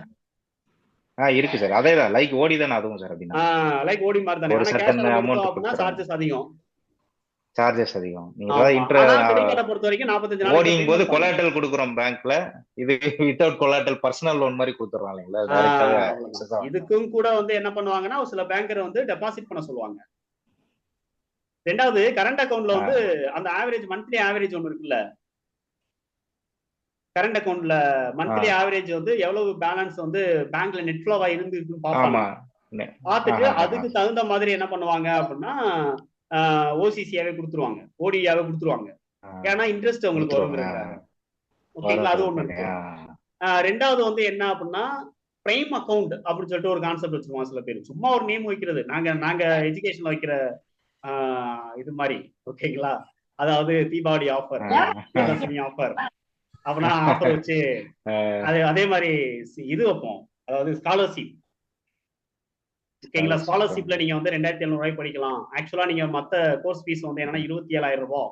ஒரு 90% ஸ்காலர்ஷிப்ல 2700 தரேன்னு சொல்லிட்டு ஏமாத்தலாம் இல்லையா? சோ அந்த மாதிரி நான் சிஎஸ்சில வேலை பார்த்துக்கிட்டு இருக்கும்போது அந்த ஒரு அப்பா வந்து பிள்ளைய கையோட கூட்டு வந்துட்டாரு. என் பிள்ளை நல்லா ஸ்காலர்ஷிப் வின் பண்ணிருச்சுன்னு சொல்லிட்டு போன் பண்ணீங்க, காசு கொடுங்க அப்படின்னு சொல்லி கேட்டு வந்தாரு. அதை வந்து நீங்க ஜாயின் பண்ணணும், 27,000 ரூபாய் கோர்ஸ் நாங்க 2,700 ரூபாய்க்கு நாங்க கொடுப்போம். அப்ப நாங்க தான் 2,700 உங்களுக்கு கட்டணமான்னு சொல்லிட்டு திரும்பி போயிடுவோம். சோ அந்த மாதிரிலாம் நான் கூட ஏமாத்துவாங்க. நான் கூட ஸ்கூல் படிச்சப்போ டிப்ளமா பண்ணலான்னு சிஎஸ்சி போனப்போ அந்த ஸ்காலர்ஷிப் சேட் எக்ஸாம் அப்படின்னு கூட போட்டு உட்கார வச்சு செட் எக்ஸாம். ஆமா, scholarship aptitude test aptitude exam டெஸ்ட்னு வச்சாங்க. அந்த மாதிரி வைக்கிறது வச்சுட்டு நாங்க தான் திருத்துவோம். ஆனா அதுல எழுதுனது பூரா தப்பு தப்பா தான் எழுதுனேன். ஆனா வந்து அது எங்களுக்கே தெரியாது சார். பரவாயில்ல. ஆன்சருக்கு கொடுக்க மாட்டாங்க. ஆன்சருக்கு கொடுக்க மாட்டாங்க. எங்களுக்கு அந்த அளவுக்கு பெரிய அளவுல கொஸ்டின் இருக்கும் அதுல. உலக பொது அறிவுனா அதுல சேட் எக்ஸாம்ல போய் எழுதணும்னா தெரியும். எங்களுக்கே தெரியாது. நாங்க வந்து என்ன பண்ணுவோம்னா இருங்க, ரெக்கார்டிங் ஆஃப் பண்ணிடுவோம்.